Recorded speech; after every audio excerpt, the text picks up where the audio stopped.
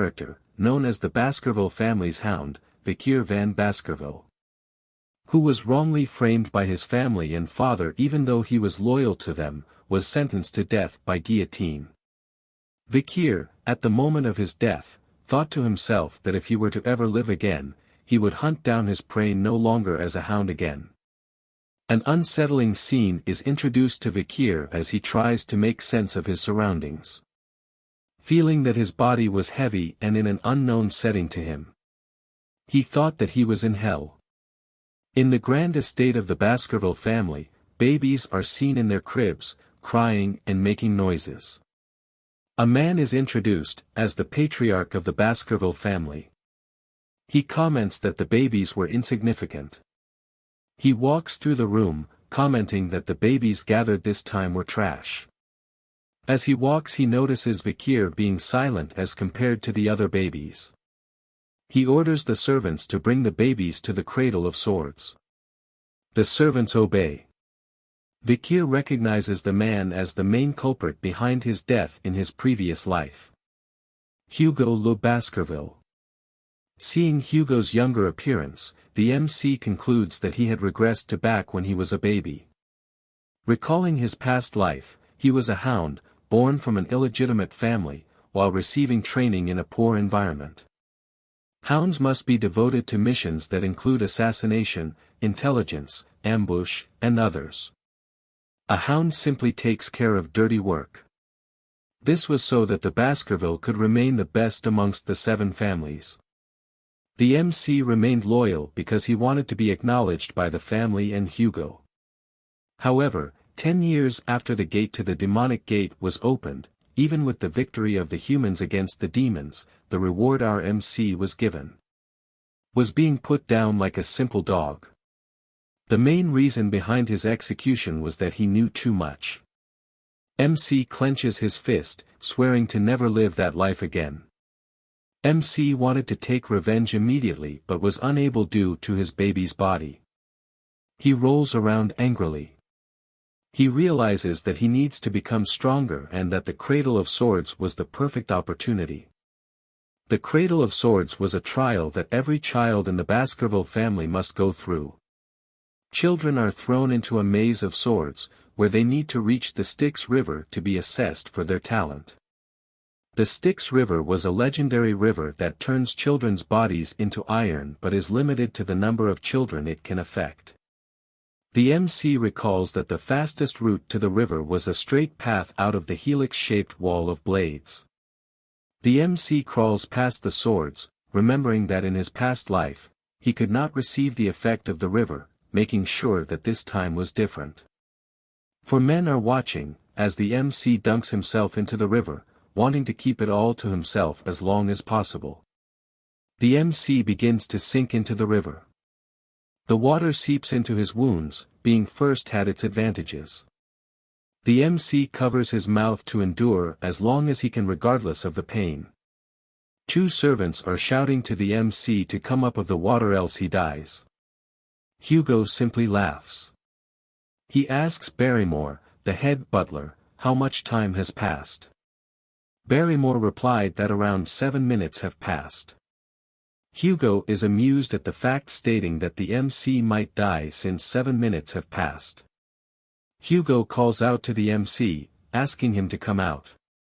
The MC ignores his calls and continues to absorb the power of the river with all his might. He loses control, and with his eyes gone white, he continues to endure the pain before blacking out. Hugo holds the MC by the foot, stating that staying in the river was enough for the baby and that he even drank its water. Hugo notices that the MC had already grown his teeth. Hugo asks Barrymore what the child's name was. Vikir van Baskerville. Barrymore replied. Hugo with a smile on his face speaks the MC's name Vikir, stating a very greedy son had been born. While being upside down, the MC continues to plot his revenge against Hugo, waiting to sharpen his canines for the time when he can rip his head off, making the Baskerville family disappear into history. Vikir van Baskerville was known to be a genius at the age of 8 but was considered normal in his family. At 20 years old, he took on the assassination, espionage, and conquest-type missions. At 29 years old, he felt the limits of his swordsmanship compared to the others in the direct lineage of the family. At 30 years old, the demonic realm gate was opened, marking the beginning of the demon's clan invasion. At 35 years old, he endured the era of destruction, slaughtering monsters left and right. At 39 years old, the war came to an end with human victory. At 40 years old, Vikir was finally rewarded for his loyalty. The reward is defamation, false accusation, and the guillotine's blade. Vikir opens his eyes, looking at the ceiling, realizing it was a nursery. He flips over in excitement as this meant that he had successfully absorbed the power of the Styx River. A servant approaches and places a box in the crib of Vikir, saying why the madam would give such a thing. Vikir notices and wonders why anyone would give him a gift. The box opens slowly. Vikir is taken back, as a long dark figure slithers out of the box. The Vikir recognizes it as vipers called bloody mambas, thinking that the madam sent those here to kill him. Knowing who madam was, as few were called that in the family. The vipers hissed at the Vikir. Vikir quickly grabs both vipers by the throat while smiling widely like a blood-driven hound, as he expected such treatment from the Baskervilles. He strangles the vipers with force, thinking to bring down the family with his own 2 hands. Blood stains are seen on the bedsheet of the crib. The next day, the servants are shocked, seeing the Vikir sleeping soundly whilst surrounded by the dead bodies of the vipers. Orders were given to execute the nannies after being tortured, who was on shift the night the vipers came, but the reason for their appearance remained unknown. Only Vikir knew the truth. 8 years later, Vikir is sitting in class, listening to a lecture. The teacher talks about the different levels of swordsmanship. Sword beginners are those unable to use mana. Sword experts were those who could use even a little bit of mana. Sword graduators were those that could emit mana in a liquid-like aura form. The final level, where aura is solid and its form freely changeable, is called the Sword Master. He noted that the strongest member of the Baskervilles, Sir Hugo, was at the Sword Master level. The children are in awe of this fact. Vikir thought to himself that he needed to regain his strength just like in his previous life before his coming-of-age ceremony. The teacher notices Vikir being lost in thoughts and highlights his achievements. Having a strong body due to diving in the Styx River for 7 minutes. And that teaching him one thing would lead him to understand 100 things, being more talented than the others, knowing the patriarch would be happy with this. While Vikir thought of how long it would take to kill Hugo at the age of 8, a set of triplets grins widely as they stare at him. A hand shoves Vikir as he is called garbage van. It was the triplets. Having heard the weird rumors about Vikir being in the river for 7 minutes and strangling 2 vipers when he was a baby, they approached him. Vikir remains silent as he recalls his memories of these 3. Knowing that they were the ones to stab him when he was running away due to the defamation in his previous life. They were called the Hugo Le Baskerville Trident. We'll simply call them high, middle, and low. They shouted at Vikir to stop lying, stating that they didn't like him. Knowing they'll be troublesome in the future, Vikir decides to put them in their place now.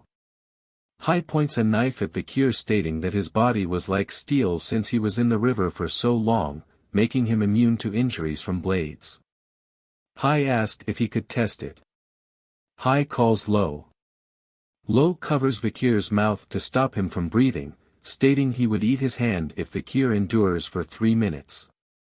Vikir decides to play along with their scheme. 1 minute passes, as High and Middle believe that the rumor was fake. 3 minutes pass, and they realize Vikir was good. 10 minutes passes, and they were too stunned to speak.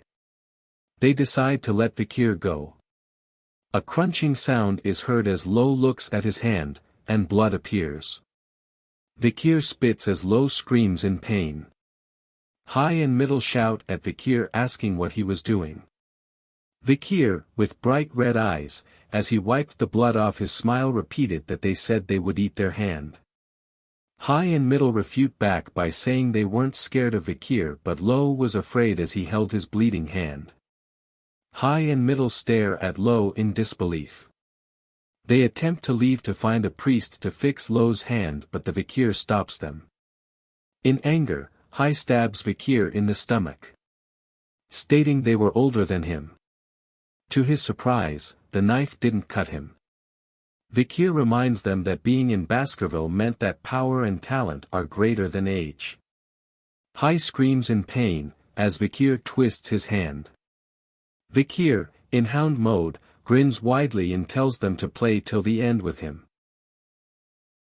High, in pain, shouts that the rumors were true as Vikir lets go of his hand, giving him a punch straight to the face. Middle and Lo are shocked as High falls to the ground with his teeth broken and nose bleeding. Middle attempts to fight but Vikir simply kicks him to the side with no effort. Get wrecked, son. Lo stumbles onto the ground, shocked at what had happened. Vikir tells him to not be afraid as he'll get better in no time once treated.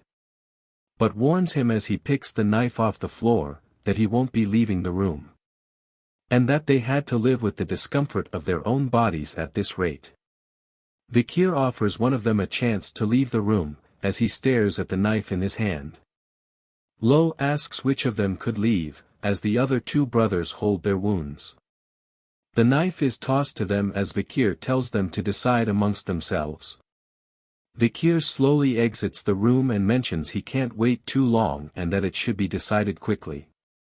With blood-red eyes and a grin on his face, Vikir turns to them as the door closes saying at least one of them should live. As the door closes, the triplets are left in shocked, but soon stared at one another. Sounds of fighting and yelling could be heard behind the doors as Vikir stands to listen while smiling. The Triton of Baskerville have began to split.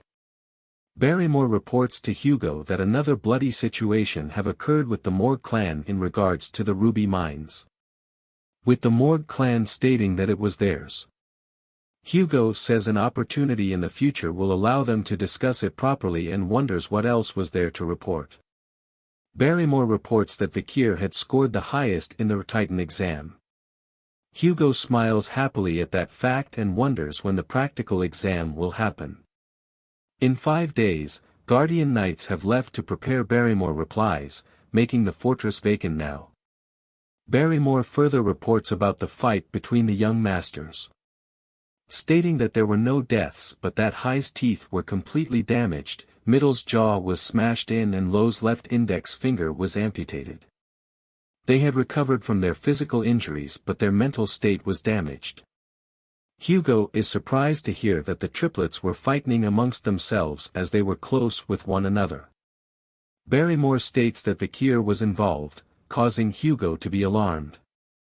Vikir is seen standing before Hugo and Barrymore. He greets Hugo as the patriarch. Hugo tells Vikir about how he disabled the triplets. Vikir replies that they had received the proper medical treatment since then. Hugo states that their hearts were disabled. The triplets were no longer eating or talking together anymore, making their combination technique completely torn apart. Vikir smiles in silence. Hugo asks if it was wrong that Vikir turned his brothers into a total mess. Vikir replies he was simply stronger and wonders if the stronger person is ever wrong. Hugo shares that his brothers had came before and forgiven him. Vikir recalls a past memory, where the youngest daughter of the family that Baskerville ruined paid Hugo a visit. She had become a nun and told Hugo she forgave him and offered him a mass. Hugo's response was as Vikir speaks it out loud that forgiveness is just an excuse made by the weak who cannot seek revenge due to their lack of strength. Vikir's eyes glow red as he spoke those words. Hugo is elated at what was said as he smiles widely. Hugo recites the family motto, only the strong will reign supreme, weakness is a sin. Hugo rewards Vikir by allowing him to take any snack from the food storage. Just enough for him to carry. Vikir is happy and asks for chocolate as he thanks the patriarch for the reward. As he turns to leave, Hugo calls him his son and to do well on the interim evaluation, not to lose to direct descendants. Vikir is disgusted at what he hears but replies yes my lord anyways. Barrymore introduces the infamous chocolate enjoyed by the gourmands of the Morgue clan, saying it's the highest quality which was hard to get. Vikir declines it, saying he needs cacao beans that have a rich aroma. Barrymore and the chefs were confused at the request. Cacao beans colored purple called bloody beans were given to Vikir, each bean being able to produce 100 liters of chocolate. Vikir tastes them and is appalled by their taste. Barrymore wonders to himself, that Vikir must really like chocolate to eat such bitter beans on their own and that he was brilliant for finding a way to get chocolate even with the restrictions placed by the patriarch. The chef asks if he wants to process the beans, Vikir declines and takes them as is. Barrymore wonders if Vikir had such peculiar taste. However, Vikir did not get the chocolate to eat but to use them in the practical exam 5 days later. Up in the mountains, Vikir stands, grinning widely knowing that a huge catastrophe would occur that has never happened in the clan before. Children of the Baskerville family are put through strenuous events and early education from a young age. Being able to take their first steps meant they had to run up a steep mountain. Never allowed to lie down or be on their stomachs. Time to sleep is only ever with a monster corpse to adjust to tough environments. When completed, they turn 8 years old, starting their deadly evaluation. Bringing us to the practical evaluation, which is a survival exam. The young masters are gathered in a territory far end of the Le Rouge-et-Noir mountain. Pavlov, the instructor of the exam, instructs the masters on what needs to be done. Survive for 1 month while hunting large and strong monsters. 10 points were given for surviving. 30 if they survive without being disabled. Failing others and surviving 50 points. Surviving after beating a monster, 70 points. If all conditions mentioned were done, 90 points. Stealing badges from others make their points yours. Dying results in 0 points. 100 points do not exist. Pavlov reminds them of Hugo's lesson that a swordsman dies when they become arrogant. He advises them not to leave the designated area as the mountain contains many undiscovered things. During the exam, shadow dogs will hide and grade them. Gossip spreads amongst the candidates as they talk of the rumors about Vikir. Wondering if he was going to be good at the practical as well. Vikir smiles as he remembers the mountain. The triplets avoid looking at him.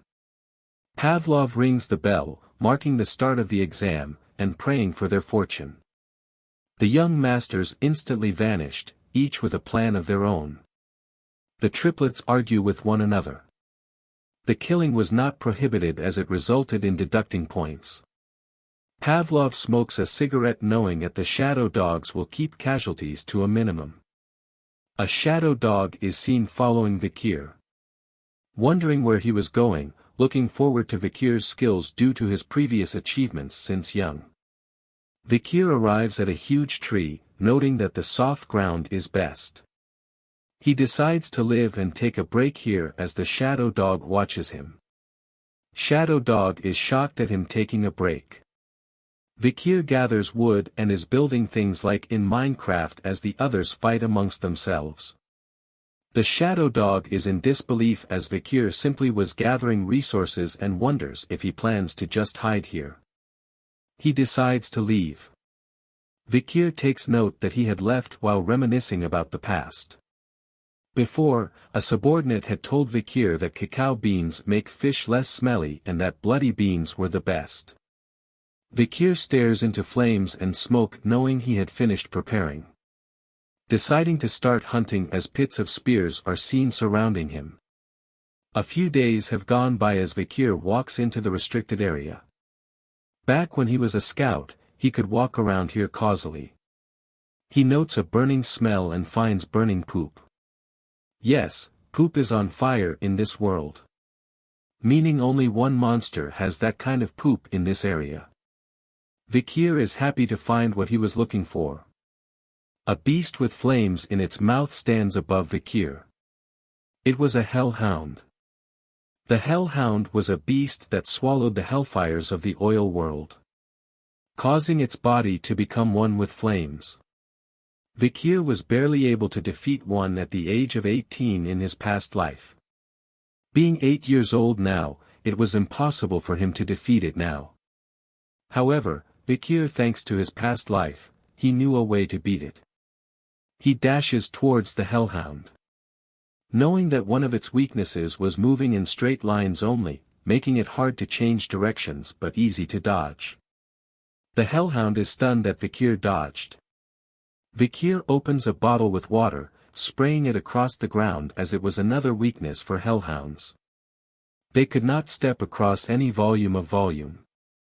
This causes the hellhound to avoid the water on the ground as it runs towards Vikir.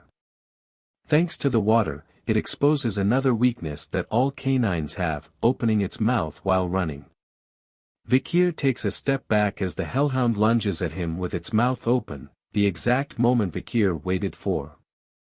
Vikir flicks something into its mouth, and causally dodges the hellhound as it tries to circle back to Vikir. However, the hellhound feels something was wrong and stumbles to the ground whimpering. Vikir reveals that chocolate was poison to canines, and since one bloody bean could make 100 liters of chocolate, it was the ultimate poison for it. The hellhound lays on the ground whimpering, unable to move. Vikir walks towards it drawing his sword, looking for where the ribs aren't present to target its kidney. The hellhound whimpers in pain as the sword pierces its body. Vikir does the final blow and a blue essence forms from the body. It was called XP or karma, created when you catch monsters after energy accumulates in their body, making them stronger. Vikir absorbs it, making the short sword he wields lighter. Vikir is happy as he'll be able to catch up to his regression state before he is of age. He wonders what Hugo's face would make when finding out that an 8-year-old brought back a monster whose rate is B+. With this monster, Vikir secures first place in the practical test and has decided on what reward to get. The reward is a book that only he knew its true worth. Vikir proceeds to decapitate the head of the hellhound but senses a presence behind him. He turns to see 4 more hellhounds. He wonders if they came because of its cries and that they wanted to avenge it. Vikir chops off the head of the dead hellhound, excited at the thought of fighting more of the hellhounds as he had more beans left. However, a bigger presence is felt by the hellhounds, and Vikir notices. Believing the hellhounds to be afraid of his bloodthirst, the hellhounds bow their heads in fear. But hellhounds never submit even if they were to die. Vikir realizes something and turns around to see a 3-headed figure. A Cerberus? Vikir is alarmed as it has a rating of A+, but it was supposed to be at the 7th ridge. Why was it here, Vikir thought. Vikir notices wounds and blood dripping from its body. Multiple arrows with other injuries were inflicted upon the beast upon closer inspection. Vikir concluded that it was because of the barbarian tribes across the mountain as it was their territory and that it came all this way because of being chased by them. Vikir saw the chance of a lifetime. To hunt an injured A+ beast. He must kill it no matter what. Vikir had been hiding his power, having mastered the 3rd Baskerville technique and being at a high level as a sword expert. But he had already reached a level that no other hounds have reached when they had become adults. Vikir covers his blade in aura and dashes to the injured Cerberus.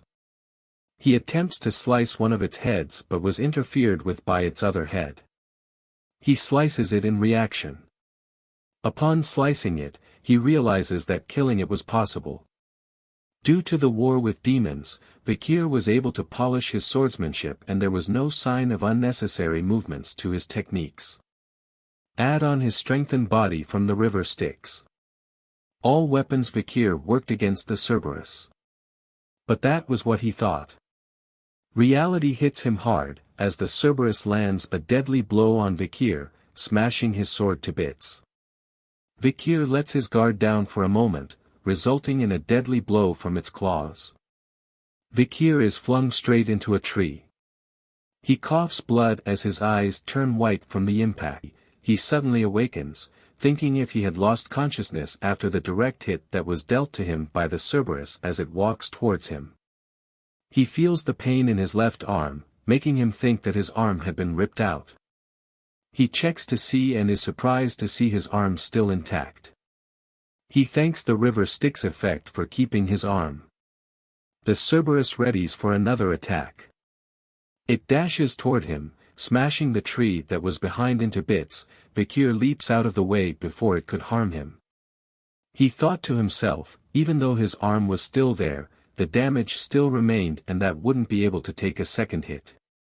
The Cerberus turns around. With the odds against him, he thought of the situation as a journey that every experienced hunter must find a way out of. He thinks of the best possible action to take and decides to simply just run away as fast as possible. The Cerberus was alarmed seeing him running away. It chases after him. Vikir thinks that he was lucky that the Cerberus was injured, else he would have been torn apart by now as he continues to run away from it. He just has to make it past the iron fence, making him exit the restricted area. Vikir leaps over the iron face and readies himself to reach the place he had prepared beforehand as the Cerberus reaches the iron fence as well. If he was caught before reaching that place, it would be the end for him. The Cerberus rips apart the iron fence with its face, roaring loudly as it continues its chase. Dashing through the trees, he looks around to spot the area. He notices a pile of wood in front of the tree, making it the area where he was supposed to be. He runs with all his might, just a little bit further, he thought to himself. A bit more. He screams as the Cerberus chases right behind him. Realizing it was the perfect moment, he leaps into the air just as the Cerberus opens its mouth to attack. A single step forward onto a marking causes it to sink into the ground. Vikir lands on his back, safe from its attack, breathing heavily. While the Cerberus was met with many spears hidden in the ground below. He welcomes it to the cradle of swords. Wiping the sweat off his face, he was happy that the traps he made for hellhounds were useful against the Cerberus. Bloody beans were spread onto the spears that were in the ground. Being the same species as the hellhounds, the Cerberus was poisoned easily as its two heads cough vomit and are in pain. Its middle head notices Vikir, growling at him. As he holds a spear aimed at it and throws it with all his might. The spear bounces off its body as it growls loudly toward Vikir. Vikir starts to count down from 7. With each step the Cerberus took, a second passed. It slowly reaches Vikir, as the countdown approaches 0. Once it reached 0, it simply fell to the ground. Vikir lets out a sigh of relief as the Cerberus falls to the ground just before him. Happy to know that the rumors were true about the 7 steps. He explains that the spear he threw was different. That it was laced with the poison of the bloody mamba's venomous fang from when he was a baby. He goes on to absorb the mana from the Cerberus, meaning that it was fully dead this time. He stares at its corpse, thinking about how he should bring it back. But before that, he had something else to do. He knew that the presence of a Cerberus meant one thing: dungeon. Since its gatekeeper was dead, the dungeon was free to be explored. Vikir proceeds to cover himself in dried soil, rotten leaves, and moist roots. Looking at its footprints and drools, he backtracks it. He walks to an opening, saying he found it. He enters the cave, recalling that the cave was meant to be discovered in a few years' time. He stares deep into the cave, feeling its mana underneath the rotten surface, knowing that it has not been discovered yet.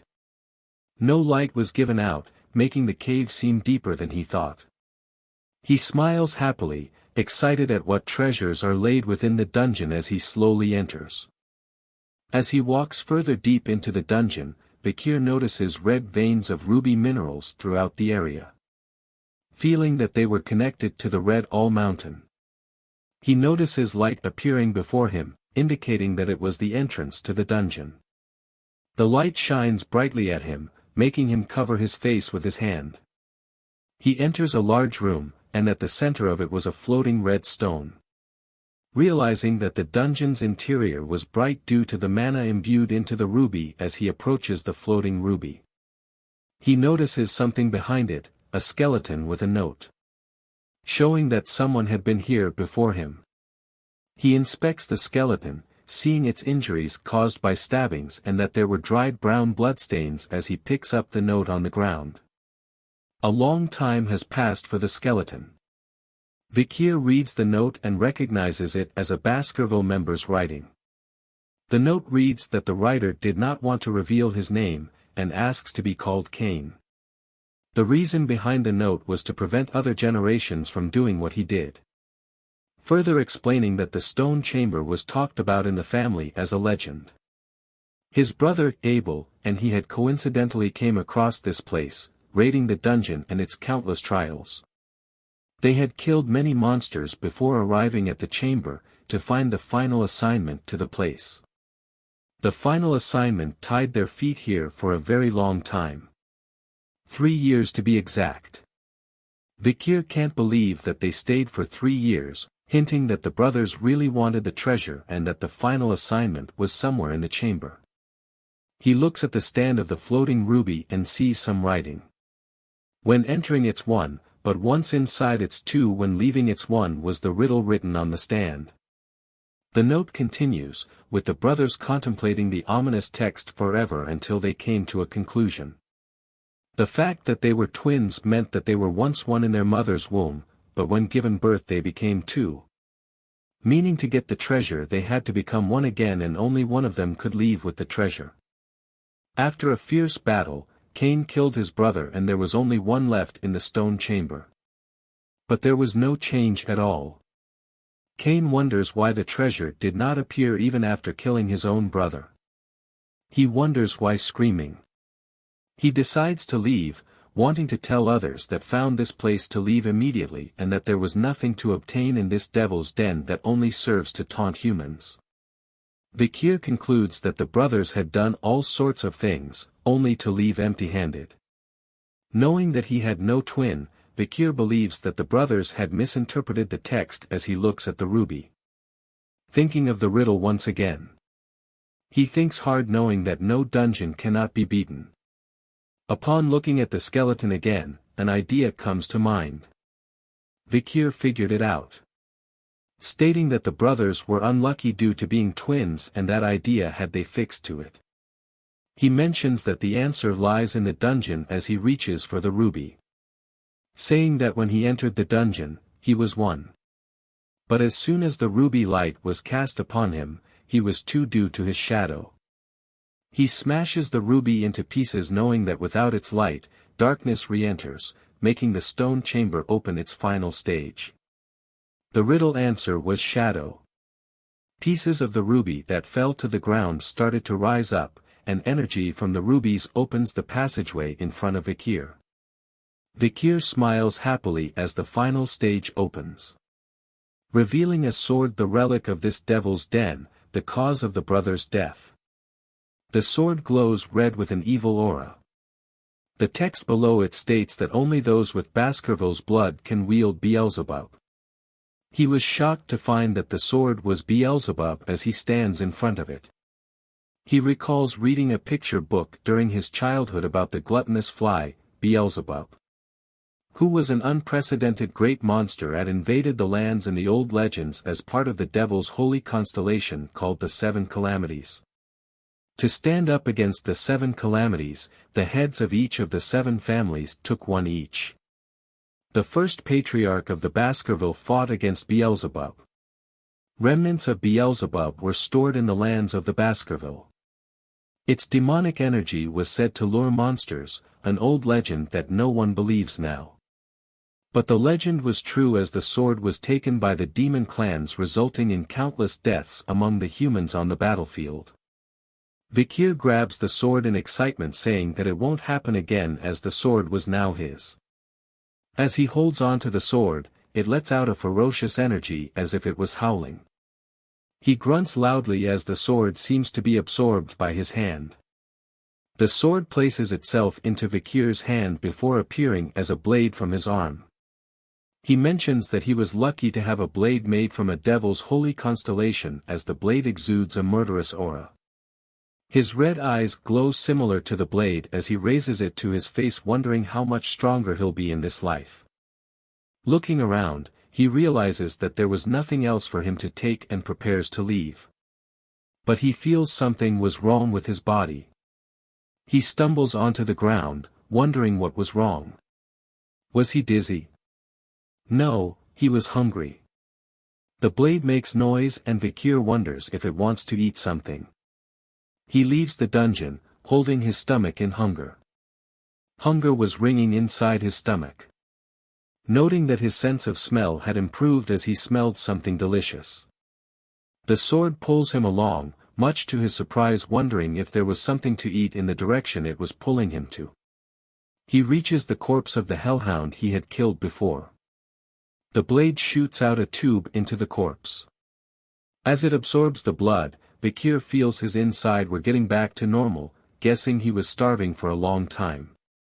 He hoped that the mountain's dried condition was not due to the sword's hunger and wondered how long it takes to feed it. Beelzebub makes a happy sound as it had eaten well and has absorbed the hellhound's ability, hemorrhage. Vikir wonders if this was Beelzebub's inherent ability.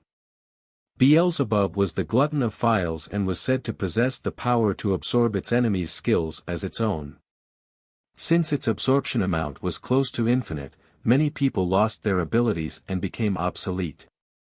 But due to its hazard, Vikir could absorb 3 skills only for now. He describes the hellhound's ability as a skill that constantly pumps out the blood of its opponent even through its smallest wounds. Realizing he could steal abilities, he looks at the Cerberus corpse. Beelzebub grows excited at the thought of feeding on it. Vikir is alarmed and asks it to wait. He explains to it that it can't eat all of it as if it was too damaged. He couldn't explain it during the autopsy. He thinks silently as Beelzebub makes constant noises as it consumes the corpse. He slaps Beelzebub, saying he had enough. Beelzebub was upset but had gotten 2 new skills. He had even absorbed the power of the sewer rat underneath the Cerberus. Vikir picks up the rat, happy that he had absorbed many powerful skills this time. He decides to wait at the practical exam site as he was done preparing the monster. The young hounds had gathered back together, each covered in various injuries. They would receive a shield, sword or necklace as their reward based on the parts produced from the monsters they hunted during the practical exam, as monster parts are laid on the table. The senior members are astonished at what Vikir had hunted. Hugo is alarmed to hear the news. Barrymore reports that Vikir during the practical exam had accidentally crossed over to the restricted area, allowing him to hunt an A+ Cerberus. He further reports that it was wounded by the Barbarian clan and that Vikir had applied poison to his wooden spear, as Hugo mentions that a Cerberus was something that even the family's guardians would avoid. Hugo further asks what kind of poison could kill a Cerberus and where Vikir had gotten it. Barrymore mentions that the report did not include such details and wanted to ask Vikir, but Vikir had returned to the dorm as he was too tired. Hugo compliments Vikir, saying he was so sly already and that information was power, and that power is your worth. Barrymore was shocked that a master named Van and not Lo or La was this talented. Hugo replies that he was unlike the previous leaders. He didn't discriminate against a hound based on its bloodline when raising them as long as it had enough talent and spite. Adding on that there were mutts that came from the royal bloodlines, asking if Barrymore understood him. Barrymore is concerned as he ponders whether Hugo was thinking about his second son who was preparing for isolation training as he apologizes to Hugo. Hugo says it's alright and asks for Vikir to be summoned. Vikir stands in front of them with a smile on his face. Hugo asks how he caught the Cerberus during the exam. Vikir says that he placed the chocolate on his wooden spear, saying that it was lethal to canine monsters. Hugo asks if that was the reason why he asked for chocolate before, and Vikir says yes. Barrymore thought to himself if this is how fathers and sons usually talk to one another as they didn't greet each other. Hugo further questions Vikir on why he did not respond, and the butler asked him about the hunt. "He wasn't my master," Vikir replied. "Who is your master?" Hugo asks.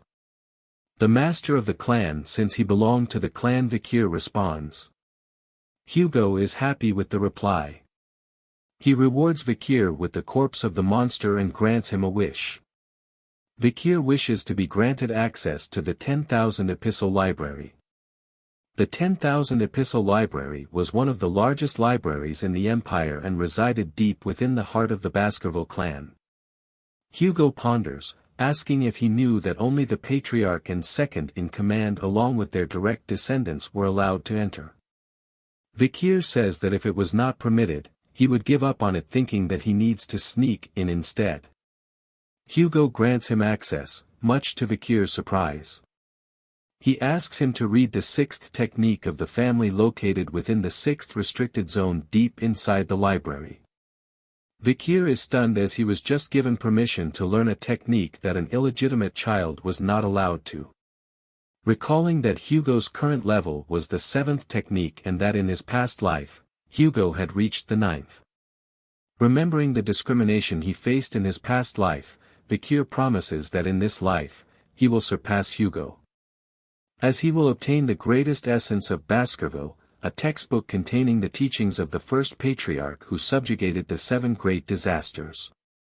Hugo stares at Vikir, looking forwards to his progress, and wishes him luck. He bows his head thanking Hugo and saying he'll surpass his expectations. 2 guards stand in front of a large door. Vikir enters the room, leading to the library. He stands there saying it was the first time he came in person. He searches through the books, seeing the names of the books that he had wanted to learn in his past life. Knowing that any illegitimate child could not learn any of the advanced techniques to ensure that they do not bare their teeth towards their master, this was a defense mechanism the Baskerville family had created. A book is locked with a chain and he wonders if this was the book. Vikir takes out a key, not believing that Hugo would offer him the book on the 6th technique, an opportunity that was never given in his previous life. As he turns the key in the lock, he wonders if Hugo thought that he couldn't memorize the technique in a day. As he reads the book, Vikir recalls that due to his past life, he had memorized the theory behind the 1st to 4th techniques till he was sick of it. He did it so that he could deduce and speculate the theory behind the 5th technique. Believing that he needed to stop the flow of mana after drawing the 4th tooth, he wonders if that was the reason he could not make the 5th tooth. According to the Baskerville swordsmanship, one tooth represents the 1st technique and the 2nd tooth represents the 2nd technique, and so on. When drawing a tooth, a red sword energy appears. Vikir flips through the book, stating he didn't care about the 6th technique and that the real reason he came here was different. He returns to the guards, who were surprised to see him come out of the library already. They asked him if he had left something outside and that they were getting it for him, as well as that there were more books about swordsmanship deep within the library. He tells them that he had finished what he came here for. The guard asks if he wants to stay longer, but he declines and wants to read other books and that they should do what they need to do in the meantime. As Vikir walks to the spiral staircase, the guards whisper to each other saying that the place he was going to only had miscellaneous books and that if they were Vikir they would be busy reading the books deep within the library. They wonder if Vikir didn't know the worth of the books, but Vikir chooses to leave them to their thoughts. Knowing that they did not realize the true value of the books in the miscellaneous section. He reaches the next floor and looks around the books, noticing one that stood out. He found it, the book called A Lurking Ambush. Vikir is happy to find it. He opens it to see a ripped page and that due to it, it became a useless miscellaneous book. He grins widely as he was the only one that knew its true worth. Recalling a memory from before his regression, Vikir belonged to a squad that had found a strange relic in the dungeon that was on the border of the Le Rouge-et-le-Noir mountain. It contained a page from a swordsmanship book. A single ripped page. Written with Baskerville handwriting, only Hugo found this remarkable, ordering everyone to search through the whole library to find the book that matched the page. The book was A Lurking Ambush. The same one that Vikir was holding. The book contained the 10th technique that the ancestors had written. Further recalling that Hugo had gone crazy for the 10th technique and released the hounds to find the remaining 6 pages that contained the technique. Hugo realized that the pages were hidden in the 7 great families, declaring war on them and sending hounds to those that refused. After sacrificing many hounds, all pages were given to Hugo. The reward for doing so was Vikir's death. Vikir grew angry as he recalled those unpleasant memories as he holds the book, knowing that once Hugo achieved the 9th technique it resulted in piles of hound corpses and blood. He makes sure that it won't happen in this life. The pages that Hugo got were all given by Vikir, allowing him to remember the content that was written on each page and that the reason he could not go past the 4th technique was the lack of access to the original book. Vikir reads the book, realizing that without the other pages, the book made no sense, but the moment you had all the pages, the book would turn into a masterpiece. He reminds himself of his past strengths as he reads the book, knowing that before he turned 15 he had to reclaim the power he had before his regression. Night turns to day as Vikir immerses himself in reading the book. He closes the book, having read enough. Wondering if he had read the whole day, but thanks to that he was able to memorize the book's contents from start to finish. He looks around and does not feel the presence of the guardian knights. He closes his eyes and imagines a figure standing before him. His arm glows with a red aura.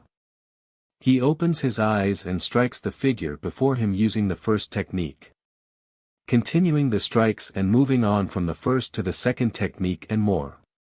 He grits his teeth as he thinks of his past self as pathetic.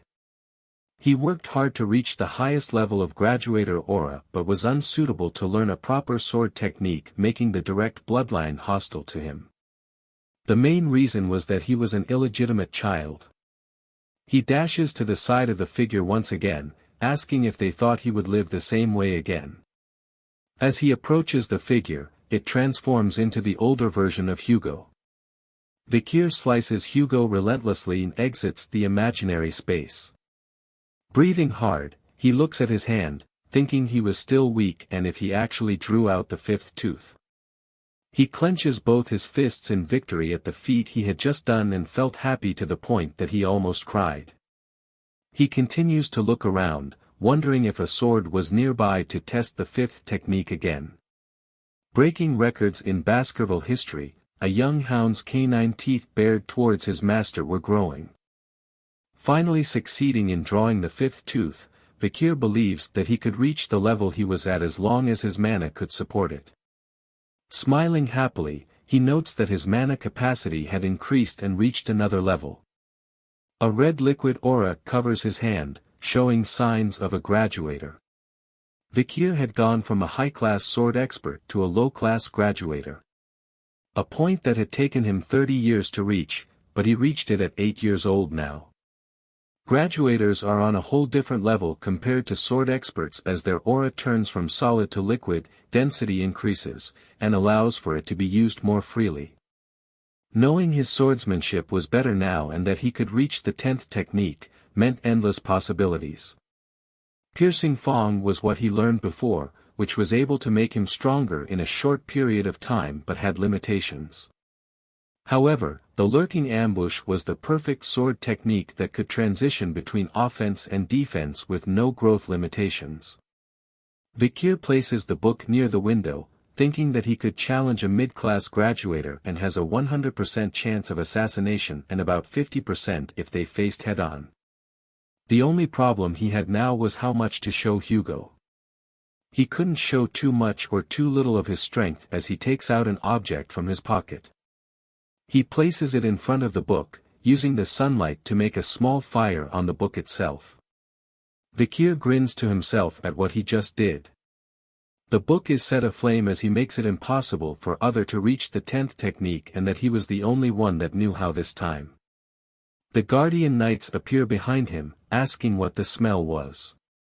They question Vikir, and he replied that he accidentally left the magnifying glass around and burnt the book. The guards are relieved to hear that only a useless book was damaged. Vikir asks the guards if they should bother with such a small thing since there were bigger problems to handle. The guards agree to keep it a secret if Vikir agrees. Vikir agrees and proceeds to leave. The guards are happy and think of him as a nice person deserving their respect as he walks away with a smile. Vikir appears before Hugo and Barrymore once again. Hugo asks if he had reached enlightenment. He replies sort of. Hugo asks what he had learned, and Vikir mentions that he felt something warm and sharp yet soft and viscous. Both Barrymore and Hugo are alarmed at hearing this. Barrymore wonders if it was an aura. Aura was something that only 15-year-olds could obtain after years of training. Hugo thinks to himself about why he was getting excited for over an 8-year-old and asks Vikir to show him. He accepts happily. An arena is showcased. Many young masters are confused as Vikir is seen standing with a sword. Barrymore asks Hugo how he intends to test his skills. Hugo replies that a monster will be released. The gate opens and a huge orc exits with chains all over its body. It growls loudly with menacing red eyes. Other young masters in the stand are shocked to see it as they wonder if an 8-year-old could take on an orc by himself. Vikir and the orc are standing face to face. Hugo waves his hand, signaling to the knight to remove the orc's chains. It screams out powerfully and rushes towards Vikir. Vikir takes a prepared stance as it comes towards him. With a calm expression, he slices the orc's arm off with a single swing. Everyone was shocked at what happened. The orc is stunned at its wound. Vikir wastes no time and dashes low to swing at its leg. He slices it off in one strike again, causing the orc to fall to the ground. The orc remains confused at what happened to it. Vikir looks back, thinking that the orc was confused about why it was bleeding for the first time and that its regenerative skill won't activate. It was due to the skill of the bloodhound. It overpowered the orc's ability. People in the stands are wondering how he was that strong. Hugo stares, thinking deeply. Vikir looks at him, knowing he was trying to determine what he learned in the library, and proceeds to show him what he wants. Hugo and Barrymore looked alarmed. Vikir had revealed Aura Blade as his sword is covered in a strong red aura. The orc tries to get up, but senses a red presence approaching it. Its head was smashed to bits as Vikir slashes through it like butter with a quick dash and his sword was covered in the aura. Hugo is shocked from his seat from seeing that red aura from Vikir. Barrymore congratulates Hugo on witnessing the birth of a genius, making Hugo wonder if that was it. Barrymore further states he had not seen this kind of talent from the other families. Hugo stops him noting that something was wrong with the orc. Seeing its blood not stopping even though orcs were famous for its regeneration. He pushes Vikir's victory as a result of the orc being weakened while Barrymore wonders why he can't express his happiness. Vikir calls out to his father and asks if there was anything stronger with a smile on his face. Surprising Hugo, he tells his father to wait, asking with a smile if there was anything stronger than an orc. This shocks the crowd. He thinks that it would be better to show off his power to a certain degree, hoping that his progress will allow him to be separated from Hugo. Hugo agrees with Vikir and asks for a creature that they captured from the Barbarian raid to be released. The beast was starving since then. The crowd is shocked once again. But Vikir looks happy. A troll was his new opponent. It growls at him. Vikir asks Hugo if he could start right away. Hugo says he may. He rushes to the troll. The troll attacks Vikir with a mighty punch. He dodges and is annoyed, and decides to back away from the troll. The crowd is confused by his actions as it was the perfect moment to attack. Hugo agrees with his actions and that it was the right move due to the troll's Regan powers. Vikir continues to dodge its attacks. The troll begins to breath heavy. The crowd calls Vikir a genius at 8 years old and that his plan was to tire the troll out first. Vikir thinks that it's too slow and that he needed to act but is unable to unleash his full power as it would make it troublesome for him. Instead, he decides to use the troll's power against itself as he slices its arm. The troll falls to the ground, holding its bleeding shoulder. The crowd praises Vikir for what he has done. Vikir thinks that the first technique was not enough to slice the troll's thick skin. Hugo asks him to stop as it could become dangerous, but Vikir tells him he was almost done. He realized that he was getting an epiphany and that he'll give up if he can't kill it in the next attack. The troll growls in anger. He releases his red aura, preparing for an attack. The troll yells at him as he stood still. But it realizes something from him. A deadly aura and image was seen as from Vikir. In the next moment, the troll was sliced in half by Vikir as he unleashed the Hound's aura. Everyone is stunned at what happened. Even Vikir was shocked at what he just did. He laughs saying he did it. Hugo and everyone in the arena could not believe what they just saw. A week later in the dining room, Vikir is upset over the food. He turns to look around, realizing that everyone has been avoiding him since the day of the arena battle. But he was happy to see Hugo's stunned face. And that he had only shown a small part of his power to them but was actually more powerful. He had also gained the super speed regeneration skill from the troll. He thinks about the fact that he has been eating more with Beelzebub as the triplets appeared behind him. He readies himself. Vikir asks the triplets if last time was not enough, but them claim it was not what he was thinking. They wanted to tell him he was cool when he defeated the monsters, causing Vikir to spit out his food. The triplets ask if he was okay as Vikir thinks it was some sort of scheme. Just as he was feeling goosebumps at what they said, Butler Barrymore appears, telling him he needs to go to the patriarch room. Back at the mansion of the Baskerville family, Hugo is seen chatting with the Morg clan patriarch, Adolf Morg. They talk about the annual training event between the families, hoping no accidents would happen. Hugo tells Adolf that it was just a scratch and that the Morg's children were dramatic. Adolf said it was because they were noble and dignified. The Rion Mage clan, the Morgs, and the Iron-Blooded Sword clan, the Baskervilles. They were not always on bad terms. The Emperor said that magic and swords were a pair. Because of those words, the two families would have annual joint trainings as a sign of good faith between them. However, a ruby mine between the two families' land was discovered, causing a problem of who owns it.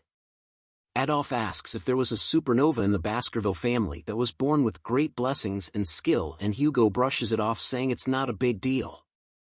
Adolf is surprised to see Hugo reacting to a compilment of a child. He then tells him that the Morg family also had a genius. He calls for Camus to come in. The doors open and a little girl walks in. Hugo looks at her. Adolf introduces her as his sister's Respinese daughter, Camus. He tells her to greet Hugo, but she remains silent. Instead of greeting, she calls him a thief that stole the ruby mine and that he should give it back. Hugo was angry to hear the word thief.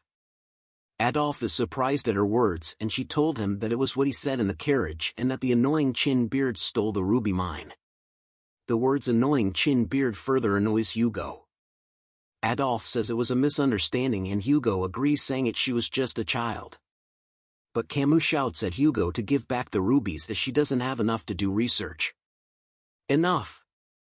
Hugo says as he holds back his anger. Adolf holds Camus tightly, asking what Hugo plans to do to the child, as Hugo states that the morgues didn't teach manners at all. Adolf asks if he was threatening an 8-year-old girl. "I guess the morgues didn't teach their children to not envy what is others," said by Vikir as he enters the room. Adolf wonders if Vikir was the supernova and realizes that Camus was missing. Camus appears in front of Vikir asking what he just said. Vikir hears her name and recalls her as the morgue's clan iron-blooded empress, Camus Morgue. She was known as the genius among the genius even in the Morgue clan that raised countless mages. At her peak she killed all monsters and barbarians in the Lenoir mountain by herself, burning them to death on spears, creating her legend. Vikir also remembered that her beauty was captivating. Camus yells at him, saying that the ruby mines were hers and not his. "You sure came a long way just to throw a tantrum," Vikir replies. The leaders notice something. Flames erupt from Camus due to the word tantrum. She tells him that he'll explain why the ruby mines belong to her so that a stupid dog could understand. Vikir simply smiles, saying that would be fun. A replica of ice is made. Everyone in the room was surprised by this. Camus says she'll explain it. Vikir was upset as he expected them to fight. She explains that the ruby mine was located in the area between the morgue and Baskerville called Joint Security Area, and that the problem was that the entrance was located in the morgue area but the mine runs underneath the Baskerville area. Adolf was happy while Hugo became upset due to the explanation. Vikir adds on saying that the Baskerville doesn't need to mine the rubies as they were meant for magic ingredients. But he calls her an idiot as no one would allow someone to enter their lands based on a few pennies. Hearing this made Camus angry. She points to the sculpture, pointing to which side belongs to each family. She moves her arm across both areas, asking whose arm is this then? Vikir repeats her question back to her and grabs her arm. "Mine, of course," Vikir says, making Camus blush. She stutters, wondering why she was his. Vikir tells her who said you're mine, much to her surprise. He grabs the knife, shocking Adolf and Barrymore. He smiles while showing the knife, saying that only her arm belongs to him. Both Hugo and Camus are shocked at what he said. Vikir holds her arm high, ready to cut it with the knife. Camus tears up and screams for her uncle to help. Adolf appears behind Vikir in an angry state, telling him to get away from his niece now. He lets go of her arm, allowing her to run to her uncle and hug him. Adolf yells at Hugo, saying what the hell is this matter? Hugo remains silent and turns to Vikir. He tells him that he has gone too far with his joke. Vikir apologizes, saying it was a common joke in the family and that the knife was fake. Adolf was shocked to see that toy knives were given to children as Vikir bows down to him, saying he was sorry. Hugo tells Adolf that he was getting too involved in the children's play and that he had some ideas regarding to the ruby mines that he should hear. He tells them that they should compete in friendly duels first, as Camus tells Vikir that he better watch out and she won't forget this. Vikir simply smiles and nods. The friendly duels between the Baskervilles and Morgues had begun. It was an occasion where children ages 8 to 15 gather and battle it out. However, everyone's attention was headed somewhere else this year. It was the Morgues clan Camus Morgue against the Baskerville clan Vikir van Baskerville. Using practical training rules was to showcase the duel between the two geniuses of the clans. The bells rings announcing the start of the duel. Camus tells him she won't hold back and begins to cast a spell. Everyone was stunned at this. She was doing quadra-casting. Adolf smiles at Hugo as the crowd were amazed that Camus was doing something that was difficult for a 15-year-old. Camus unleashes her attacks, but Vikir dodges them with ease. He tells her she should focus on one spell, but she calls him an idiot who doesn't understand magic. She summons a stone wall just as Vikir reaches her. He simply smashes through the wall. Camus was shocked to see this, wondering if this was the power of the Baskerville basked in the river Styx. She closes her eyes and opens them again, and sees Vikir with his hand out. He flicks her straight in the head, sending her flying. Adolf was surprised to see a flick while Hugo chuckles. Camus asks him why he flicked her and wonders if he was going easy on her. He points to his forehead, saying hers might hurt. and that they should end things before it gets out of hand, but she ignores him and summons 2 stone walls. She laughs at him behind the 2 walls as Vikir wonders if he should just go around it. He decides to play along and smashes through the wall with just his bare hands. Camus is startled to see his hand come from the wall. Vikir now asks her whose arm it was that crossed the wall, and tells her as he flicks her forehead, the stronger individual. He smiles as Camus falls down again from the flick. With a huge red bump on her forehead, Camus holds it and growls at him. She yells at him saying she'll kill him as Vikir dodges the fire spell and wonders that dealing with children is much harder. He continues to dodge her attacks, wondering what he should do to calm her down. Vikir looks behind, wondering if he should let others handle the problem. Another duel was happening right behind them. It was a pair of idiots that keeps casting fire magic and a swordsman that slices magic. He believes that they might be useful as Camus shouts out why he wasn't getting hit. She walks to him asking him not to turn away and to face her. The idiot mage behind begins chanting a magic spell, giving Vikir the perfect moment. He calls out to Camus, telling her that she better have a defensive spell ready as a huge fireball appears behind him. Camus couldn't believe what was in front of her. Adolf shouts no, as a huge explosion is seen. Everyone gathers around the scene of the explosion. They all call out to Camus, shouting her name. Camus hears her uncle's voice in the dust and smoke. She thinks about what to do as she managed to defend against the attack, but something else had happened. The flame spell had burned all her clothes. She knows that everyone can't see her because of the smoke, but once it clears up, she'll be the laughing stock of everyone. She calls out in her mind for someone to help her, and soon a jacket lands on top of her head. Camus was surprised to see Vikir as he tells her to put on his jacket. Covering herself with the jacket, she asks him why he wants to help her. Vikir says he just wants to. She thinks to herself why this idiot would help but notices something. Vikir had been cut by the idiot swordsman attack which still have some more on it. The people enter the smoke and notices something. Vikir and Camus were together. Adolf was relieved that Camus was fine while Hugo remains silent. The crowd realizes that Camus was on the floor, while Vikir was bleeding, and that he was extremely fit based on the muscles on his body, which shows the amount of training he had done. Adolf hugs Camus as she remains silent as she stares at him. Back at the mansion, Hugo asks Vikir how the battle was against the Lady of the Morgue clan. He tells him that he had understood the reason behind the event once again, while Hugo tells him that a battle between a mage and swordsman are different. He further asks why he didn't go for a clear blow, but Vikir tells him that he had no idea on how to deal with a lady. Hugo tells him that he had let his guard down and that the wound on his arm was a lesson. Vikir was shocked to hear that Hugo was worried about him. He remembered from his past that Hugo was so cold, so strict, and so brutal because he had lost his first wife and eldest daughter. But he thinks it's not his problem as Hugo asks him what they should do with the ruby mines. He tells him that they should give it away. Hugo asks why.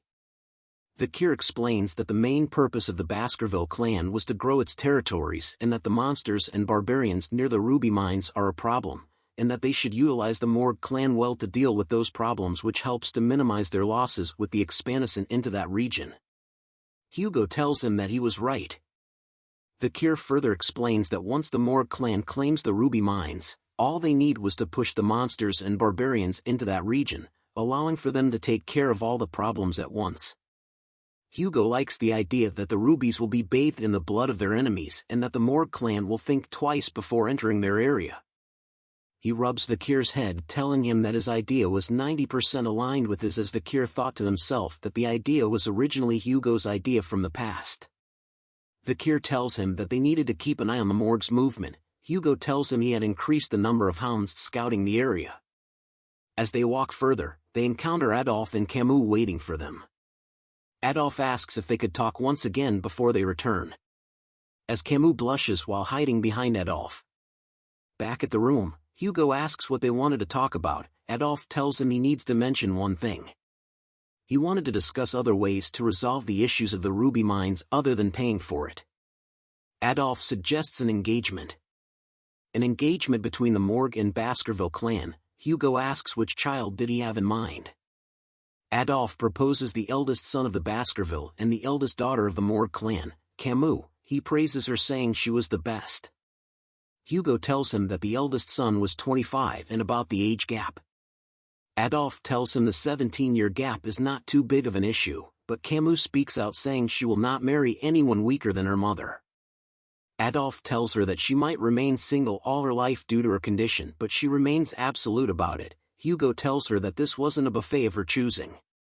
She tells him firmly that she has no intention of playing around either and looks in a certain direction. Both Hugo and Adolphe look in the same direction. It was Vikir. Adolphe couldn't believe what he was seeing. He whispers to Camus, telling her not to think about Vikir, as he was just a small fish in a big pond and only had the Van surname. Hugo hears it and is slightly pissed off. He speaks out, saying that an engagement should involve the people's thinking, asking Vikir what he thought. Vikir and Camus simply stared at each other in silence. He opens his mouth slowly and tells them that he accepts. Adolphe is confused and angry at the bastard, Vikir. Camus is happy to hear that the engagement was not rejected. Hugo tells Adolphe that just because Vikir did not have the name Lou, he assures him that he was a talented child. Adolphe stands in front of Vikir, judging him. Vikir recounts his memories of Adolphe Morgue. He was a six-circle master and one of the strongest in the Morgue clan and a great supporter of his niece. Adolphe tells Vikir that not just anyone can be the husband of Camus. He grabs Vikir's shoulder, wondering why he wasn't responding and why his body was so sturdy. Vikir tells him that he wasn't listening to what Adolphe had said. This surprises Camus and made Hugo chuckle lightly. Adolphe laughs and asks Hugo if he could have a deeper conversation with Vikir. Hugo wonders if the mage of the Empire was gonna scold an 8-year-old child. Adolphe replies that this was a request as an uncle, while Camus tells him he doesn't have to do this. He gave a bombastic side-eye to Camus, telling her she better stay still and that this was bound to happen to someone else eventually. He then asks Hugo for the chance and Hugo agrees. Back at the training arena, Hugo and Camus are standing at the side while Adolphe and Vikir are in the arena. Adolphe tells him that they will be testing Vikir and wants to see everything he is capable of. Vikir agrees, while thinking if he did show everything, Adolphe might faint. Adolphe casts a spell telling Vikir he will give him a handicap. A pot was being created from a combination of spells. This amazes Camus, as Adolphe was casting fire, earth and water magic perfectly. He tells Vikir that they would duel with a pot of water on his head, and that if a single drop falls, it would be his victory. Vikir remains silent, thinking that this chance was a great way to experience the power of Adolphe and what he's capable of. He looks at Hugo, knowing what he thought was the same reason why Hugo accepted this. Adolphe calls out to Vikir to start the duel, making Vikir rush out. He closes into Adolphe, ready to strike with his sword. Camus is surprised at his action and yells out that he can't run straight towards his uncle as a bright light appears on his face. A shield was casted to block the swing of his sword. Adolphe calls out to his niece, asking why she told him that and that shield magic was best used against swordsmen. Vikir steps back, annoyed. Fireballs are created in the air behind Adolphe as he prepares to go on the offense. He sends out the flame magic towards Vikir, making him leap back. Camus tells him that it was unfair he didn't use that magic against her in their duels, while Adolphe wonders which side she was on. Hugo thinks of the attack as not something impossible to dodge and decides not to stop them. Vikir thinks that by using his past knowledge and skills, he may cause Adolphe to let his guard down, and that he might even be able to kill him. He strikes hard once again against the shield magic, and continuous hits it again and again. Adolphe tells him that it'll be the same no matter how many times he hits it, as his sword will never pierce through his shield. But Vikir ignores his words, striking the same place over and over again. Cracks begins to form, making Adolphe realize that Vikir's swordsmanship and machine-like movement was impressive. But his sword was chipping away as well. A final swing causes the sword to shatter into pieces. Adolphe reminds him that he should have considered the durability of his sword and his shield, and that it's good to focus on a single goal, but that depends on the opponent. While those words were said, Hugo and Camus were shocked by something. Adolphe continues to say that Vikir was too weak, but before he could finish the sentence, he notices something as well. A piece of the sword has pierced the pot on his head, causing water to flow down everywhere. Adolphe was stunned to see a piece of the sword. Vikir flexes on the old man in his fashion. Camus falls for Vikir even harder. She wonders if the victory against his uncle meant their marriage. Hugo was happy to see that Vikir had won. He looks at Vikir van Baskerville, wondering if he had raised a stronger hound than he thought. 7 years later at the Baskerville training grounds. A huge furry beast with horns is growling loudly. It roars out loud, shaking the air around it. But the hounds stood still, unafraid of it. It rushes towards them, making the hounds leap in the air, striking the monster. The hounds surround the beast, as the beast strikes all of them. Staffordshire Baskerville was the shadow hound looking upon them. He shouts out commands and tips on how to kill the beast. When all of a sudden, 3 hounds dash forward past everyone. It was the triplets. They strike the beast easily. They smile happily at what they did. The intruder was amazed at their skills and dark crimson aura which was suited to the Baskerville family as the monster stood in a daze from their attacks. The hounds see the chance and prepare to kill it. Blood is splattered all over the ground. The instructor praises them, telling them that they had become low-rank sword experts and that this marks the end of their 7-year training. He warns that while this monster was caged, even he cannot handle the older ones that were more tenacious, and that the monster they face today will be incomparable to the ones they will face in real life, and that death occurs much more easily than they think. He gives them one final advice: either use your bloodline to overcome it or build experience to survive. He salutes them, congratulating them on their graduation and wishes them good luck in the future. The graduates discuss amongst themselves on which order of the Baskerville they wanted to join, as the family had 7. Each of the order represented a different job, from watching, searching, guarding, assassinating, suppressing, all-out warfare and others. But they soon wonder about a certain someone and what he would join. It was Vikir van Baskerville. Vikir notices that others were looking at him, hearing the rumors that he had killed a larger ox bear than the one they faced and that he was already a high-rank sword expert. He ignores the gossip and thinks that it took longer than he thought. HI's current level was at intermediate rank at the 5th Baskerville technique, but only considering swordsmanship, he had surpassed his past self. But he still thinks his progress was too slow, as Barrymore appears telling him that the patriarch was looking for him. Barrymore tells him that his assignment had been decided. Back at Hugo's room, Vikir greets him. He asks how he had been. Vikir notices a scar on his nose and asks what had happened. Hugo tells him he got it from subjugating the barbarians on the mountains and that one of the archers got the better of him. Vikir asks if he had captured them, but Hugo tells him no, instead he gave a similar scar her face. Hugo congratulates Vikir as he wonders if he was going to talk about the assignment. He recalls his past life, that there was part of the Pitbull Order and was sent away for 21 months on the Lenoir Mountain, constantly in battle. And that children in the family were split apart, expendable ones were sent to die in battle, while the important one were taught about politics and administration. That was why the 5th technique exists. It allows for the elite members to catch up to the expendable ones in terms of swordsmanship. Hugo calls out to Vikir, telling him to try the lower house of Parliament, which surprises him. Hugo explains that the lower house was to teach him about the politics and business of the Baskerville family. Vikir couldn't believe that Hugo wanted him to take the elite course.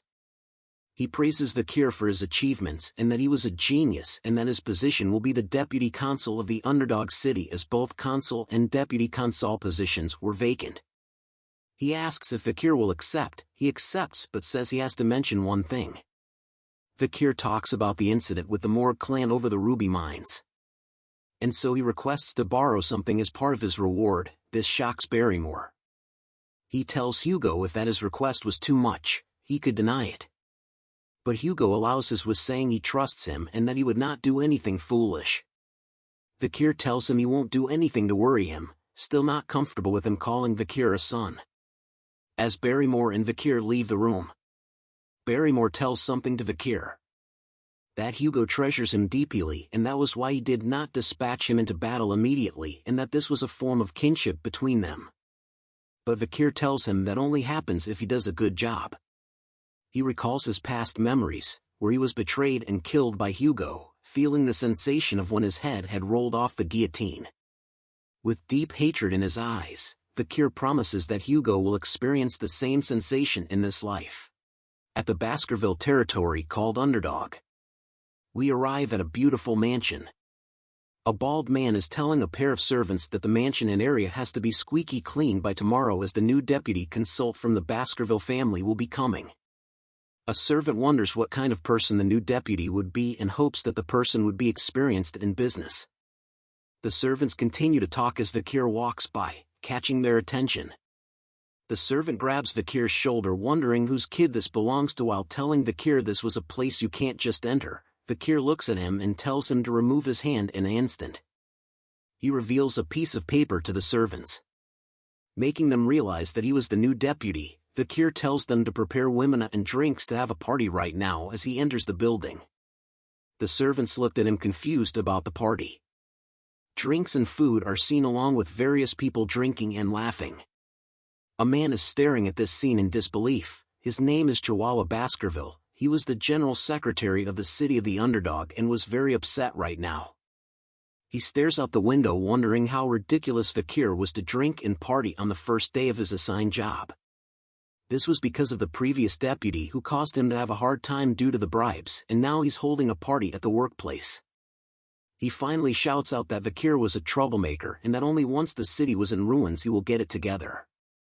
But Vikir appears behind him, asking if he was the general secretary. Chihuahua wonders when Vikir entered the room as they both introduced themselves to one another. Vikir notices something about Chihuahua's name, that he had no middle name. Chihuahua was stunned as he knows that a lack of middle name signifies that he was outside from the family and he was discriminated against because of this. But Vikir tells him that it was nice. This confuses him. Vikir tells him that he had researched him beforehand and knew that he came from Underdog, making he know all the ins and outs of the city. He tells Chihuahua that he knows how hard people like him had worked and that he wouldn't interfere in his work and trust him to do a good job. Chihuahua wonders if this was a new form of harassment, and why Vikir was here when he had asked for a party. Vikir closes the book, stating that the personal laws had no issue but the judicial system had a lot of flaws. This shocked Chihuahua as Vikir read the book extremely fast. He speaks out about the problem was that Underdog had many illegal business owners who were successful, making the underground hold power above the law. But stopping the illegal businesses itself won't solve the problem. Heads of the underground businesses needs to be removed. Hearing this, Chihuahua just remains silent. Vikir continues on as he stares out the window, saying that the job of the deputy consul is to make laws and execute them, and that he respects the laws already in place but wanted to add a new law. Chihuahua asks him why he needed a new law and Vikir replies that he will destroy the underground economy in a week and needed a cause to make and execute this law. Since he was still young and a newly appointed deputy consul, he needs a certain type of performance to make it more convincing. To put it differently, I will lay out the poop for the flies. Chihuahua stares at him wondering what he plans to do in the city. The next day at the Underdog's downtown Dortsmile Street, a crowd was gathered. As Vikir stands in front of them dressed well, the servants and Chihuahua stand behind him, wondering what Vikir was planning to do as he had been standing there since the crack of dawn. Vikir announces himself to the crowd as the newly appointed deputy consul as the crowd wonders what a cute young kid can do. He tells them about the notice behind him and that the laws have been in place for a while, and that even if the deputy changes, the laws will continue to be upheld. The crowd doesn't believe him, thinking that the higher-ups won't do anything and that he was gonna be lobbied pretty soon. Chihuahua yells out at them to mind their manners as Vikir was from the main Baskerville family. Vikir remains silent as the crowd continues to mock him. He grips the stick hard in his hand and raises it up high, grabbing the attention of the crowd. He slams the stick straight into the ground with tremendous power. Everyone around couldn't believe what they saw. He lets go of the stick and announces a special with the authority of the deputy consul. Vikir Special Law Section 1 Clause 1, he will reward 100 million hold to whoever removes the stick. Everyone around was still too stunned to speak. They all shout what? Into the air. As the stick remains in the ground. The new law that Vikir had created. Chihuahua and the servants remained silent, where else the crowd was talking about the reward. Vikir calls out to them asking if there was no one that wants to get the money. But still no one came out. So he increased the money amount. He tells them of the increased amount of reward, but someone laughs as he speaks. A man from the crowd calls it ridiculous and that Vikir wanted to make fun of them. The crowd agrees with the man and tells Vikir to stop messing around and go to sleep. Chihuahua wonder why they were the ones embarrassed instead as Vikir remains silent at their remarks. He asks them if there was still no one. And then decides to increase the amount of reward once again. Telling them that whoever pulls out the stick, they will get the new reward. He looks at them wondering if there is still no one. The crowd wonders what the hell was going on and if this was a joke. They talk amongst themselves wondering if they should do it. But they see a sword on Vikir's waist and wondered if they would get executed if he thinks they were being too greedy. They continue to wonder about the stick, if it was too heavy or if there was trick. Vikir is disappointed that there was still no one while Chihuahua whispers to him that the city didn't have that amount of money. A hand was raised in the crowd. A little girl with snot on her nose carrying a basket of flowers asks if she could try. A man tells her not to do it as she could be killed, but she tells him that her mother was sick and that she had to try something. She laughs and smiles, telling the crowd that if something happens to her, they should take good care of her mother. The old man had no words to say. She stands in front of Vikir and the stick. She thinks that Vikir might not kill her and that they would reward her with a few coins as she was volunteering to make herself a fool. Vikir tells her to pull it out as she hopes to be paid for a basket full of flowers. She bends down and holds the stick tightly, pulling with all her might. A surprised look came to her face as the stick came out. The crowd was surprised to see that it was done. The little girl holds the stick and looks up wondering why she pulled it out easily. As Vikir releases a red aura, and appears to be reaching for his sword. She tears up and closes her eyes, thinking that she would be executed, wondering what the reason was for her execution and who was going to look after her mother. But a bag appears in front of her. Vikir kneels in front of her and tells her to take the bag of reward money. She holds the bag of money confused and so was the crowd. He looks back at Chihuahua while asking her where her home was and that the rest of the money will be sent along with a guard to protect it. He rubs her head while saying that the law must always be obeyed. Everyone was once again shocked to see this. As the bag reveals a bunch of gold coins. Knowing that the laws will be upheld with the new deputy, the citizens were happy. Even crime rates were halved. Vikir praises the handwriting of Chihuahua's as he wrote the Eastern language. Chihuahua tells him that he has never been touched since the past 20 years that he had worked here, as Vikir tells him that the stick was the idea to grab the attention of the citizens and to leave a lasting impression. Chihuahua vows to follow Vikir for the rest of his days as Vikir tells him to calm down. But the truth was, Camus was supposed to do this act in the future, but because of fear the citizens never liked her. He rolls out a map saying that the problems are only just the beginning and since they used up their money for the reward, they needed a way to get it back. He marks out spots that held illegal groups and where they might hide in the future so as to confiscate their dirty money. Chihuahua looks at the map wondering how he knew where the criminal businesses was. Vikir tells him that he could smell it but it was acutely because of his regression. Chihuahua thinks of him as a flawless man for investigating this much already as a man opens the door. The man informs them that the Young Autonomy Association has requested a meeting, which was what Vikir had expected. Chihuahua explained to Vikir that the group was made up of several clans but was just a social club, that the young masters were above the law and had something to say about the Vikir special law. Vikir tells them that the dung flies have started to smell the shit. He shows a grin and tells them if they should start to annihilate the pests that are eating away at the city. a club that was located within the high-end hotel in the Underdog city called Burning Suspension, there was a party. The people in the club were the 7 crucial members of the Youth Autonomy Association. They were the second and third generation of the 7 families located within the Baskerville territory. The blonde guy tells the servant to like the drinks spilled on the table, and they thank him for being able to enjoy this precious drink. He tells the others that no matter how much they spent, the money will keep replenishing thanks to the Baskervilles.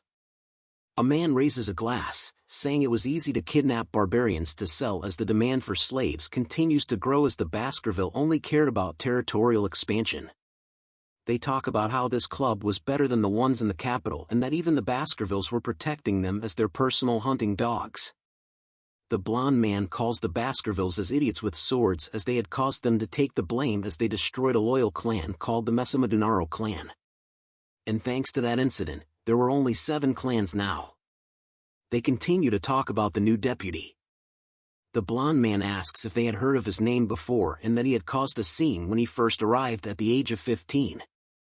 He thinks they should have some fun and teach Vikir a lesson. They think about bringing Vikir here and making a huge and expensive party, and once it's over, make him pay for everything.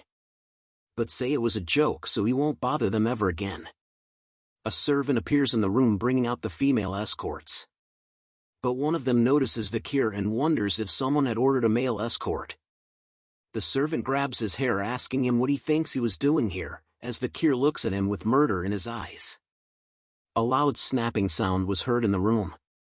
The servant was confused as his arm was in a weird shape. He screams in pain as the members wonder what happened. Vikir introduces himself to them, and they realize who he was. They asked what the deputy was doing here, and Vikir tells them they called him here. They greeted him in a nervous manner, as they whisper to each other, wondering if they should do the plan now. Vikir places his hand on the table, telling them to stop the pointless chatter. He releases a red aura, grabbing the attention of the members. Glasses shake all around. The tower of drinks vibrate, and finally exploded. They realize that he used mana manipulation to force the champagne tower to explode by touching the table, making him a graduator class. They continue to whisper among themselves, shocked to find out that he was graduator class at 15 years old. Vikir calls out to one of them and grabs his shoulder as he tells Vikir that they were gonna pay for the drinks. But Vikir leans into him telling him that they should pay for their drinks and wondered if they were planning to force him to pay for it. The rest of them tries to calm Vikir down, saying they wouldn't make him do such a thing, and that they were just testing him as the city was a corrupt place. But Vikir strikes them in the stomach. With his fingers deep inside the body as it bleeds, he tells them that a dog should never trust their owner no matter the situation, and that they act this way because they have never seen something truly frightening before. As he throws the guy onto the floor, he steps on his face, asking the others if they knew why he did this to him. And they tell him that they knew why he did this. But Vikir continues to step on his head, and tells him that they would understand what he wants to do next as he smashes the guy's head to pieces. They all stand up asking Vikir if he thinks that he will get away from this while calling him a bastard. Vikir leans face to face to another guy as he knew they wouldn't understand. He lists out their crimes: abduction, kidnapping, illegal slave trafficking, insulting Baskerville, and a bunch of other crimes. He smacks the guy in the face, saying that animals don't learn until you teach them. He looks at them with a sadistic smile as his eyes glow, telling them that they were gonna see what he can do to teach a disobedient creature a lesson. Deep in the underground dungeon, Vikir and Chihuahua are looking at something in disgust. A hand is seen on the bars, telling Vikir if he thinks he would survive after pulling such a stunt, and that he would tell his father everything. It was the blonde man. He tells Vikir that he will get out of here and kill him. Chihuahua asks Vikir why he had them beaten so much. Vikir asks him if he thinks this was too much. Chihuahua said that he can't turn people into a meat bag, but Vikir tells him that he hasn't even started yet. He walks towards explaining that the village hall was to manage wicked people, but they had turned it into a hideous organization, and based on their arrogant expressions, they still lack proper education.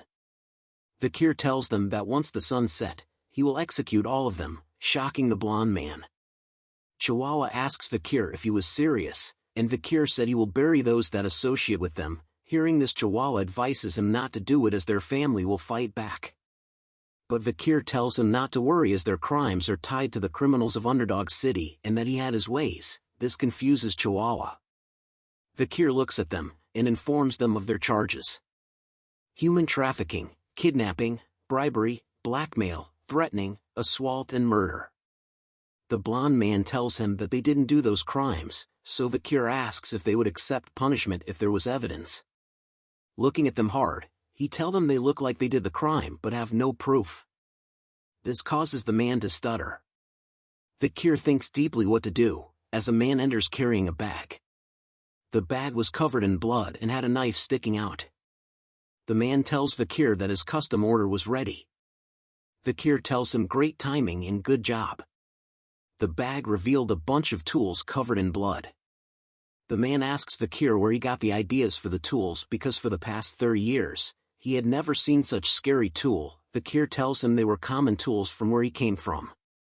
The man asks if Vikir came from hell, but Vikir asks if he wanted to learn, but the man declines, saying he would vomit when he sees the work with those tools. Vikir looks at the tools, remembering that he learnt these tools from torturing demons during the era of destruction. He removes his jacket, frightening the blowed man. He asks them as they stare at him, "Where's that expression of yours that said you won't admit to anything no matter what?" Vikir rolls up his sleeves telling them not to say anything, so he could relieve his cherished memories of his past for once. Rumors spread throughout the town of the 7 members' arrest. The people discuss about the arrest, thinking that the deputy would let them go. Some think that he was going to execute them, but others believe that he would not as it would cause trouble. They believe that the situation was just a political play between the new and native politicians. As the citizens predicted, the 7 families sent an apology to the new deputy consul. The local powerhouses had bent their will, making it possible for the prisoners to be released and the new deputy to be punished by the patriarch. But something else happened. The 7 heads were hung in the middle of the center square. The heads were preserved with salt, displaying expressions of agony as if they experienced excruciating pain until their last breaths. A notice was hung behind the heads, explaining the crimes of the heads and their execution details. The citizens were speechless upon seeing the heads. Vikir tells Chihuahua that this was expected because of the laws, and now new change will come to the city. Seeing this will soon cause a bloodbath in the Underdog City, Vikir tells Chihuahua to brace himself. Chihuahua was confused on how he would play a part, as he was now wearing a mask. He turns around, whispering if this was the right strategy. A figure asks if he didn't trust him, but he still wondered if this was the right plan, as the deputy consul was trapped in the cage, with people in masks all around the place and people in chains, and that he was going to be sold as a slave for the strategy. They were somewhere on the outskirts of the Underdog City. The slave auction was being conducted, which was an unlawful event that had not been reported. A man welcomes everyone to the circus. He was surprised to see people from the Mont Blanc clan. Reading the note, he sees that they were sellers and Chihuahua assures him that they were selling. He questions Chihuahua if he was not happy with the slaves from before, as the Mont Blanc clan always bought large amounts of slaves.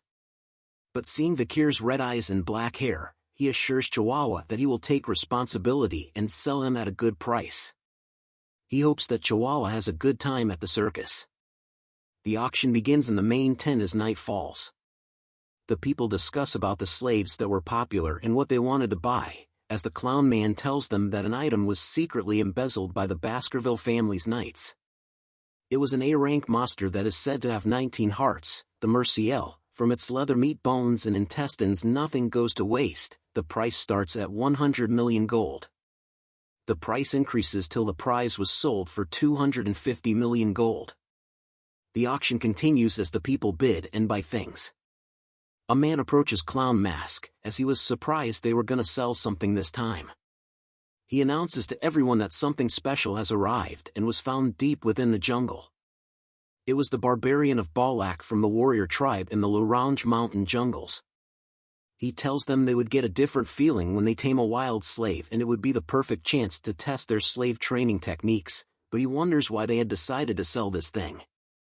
He calls out for a bid but no one responds. He then decides to lower the bid from 5 to 1 million. But still the people were not interested. He tells the huge man to get rid of it as no one wanted it. But the warrior struggles to free itself. So the huge man punches her hard, making her unconscious. He apologizes for the disturbance as they bring her to the back. As an apology, he decides to bring out the best product they had today. Vikir walks in, catching the attention of everyone. He was wearing long hair as a disguise. The clown mask introduces him as a rare item with black hair and red eyes and looks for a high price. The people bid heavily amongst themselves, starting from 600 million gold, which surpassed what the clown mask was looking for. They argue among themselves as the bid kept on increasing to 900 million. But a single number raised the bid to 6 billion. This amount stuns everyone in the room. They see the man as Baron Gambino from the granary, and that he had taken over the underground, allowing for him to gain immense wealth and power. The lady asks him if he was spending too much, but he tells her he can sell him at a higher price in the capital, but she tells him that 6 billion was too much, and he tells her to be quiet.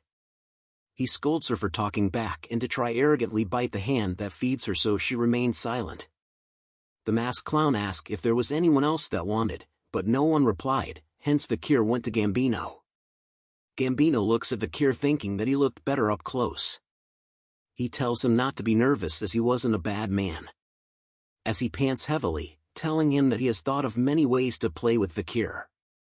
Vikir raised his arms and pulls the chain hard, breaking the chains in a swift manner, shocking the lady and Gambino. He lifts his foot up and smashes the ground to the point Gambino flew up like a little bitch. He lands hard onto the ground. Vikir grabs his back asking if he wanted to play shield and spear. Squeezing hard till he bleeds, Vikir tells him that he should be the shield to see if he can endure. Gambino screams in pain, telling Cindy to get the security. But more blood gushed out, stunning her. Vikir made him faint. As he removes his fake wig, Cindy realizes who he was. He was Vikir van Baskerville. Seeing him shocked everyone in the crowd. Vikir tells him that the name circus fits this place, and tells everyone that they won't return in one piece. Vikir reveals himself to everyone attending the circus. Clown Mask couldn't believe that he was here. He tells the guards to kill him as he had no weapon with him. But Vikir had Beelzebub's skill. He cuts down the guards easily. Clown Mask notices the red and horrific aura as the huge man swings a weapon as Vikir rushes towards him. The weapon comes close to Vikir's face, but he simply smiles at it. The guard is surprised at this as blood is seen. Vikir cuts through the weapon and the huge man, as he was a graduator.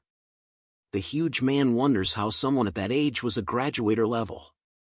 The Clown Mask knew that the graduators were the ultimate weapons and that they had no chance. Chihuahua was also surprised at Vikir's strength, but he notices something. Clown Mask shouts at Vikir to look over here. He tells Vikir to drop his weapon and to surrender so that Chihuahua does not lose his life. But Vikir remains silent, so Clown Mask asks him if he could not understand what he was saying. Chihuahua struggles but yells out to Vikir that he was alright and to look after himself.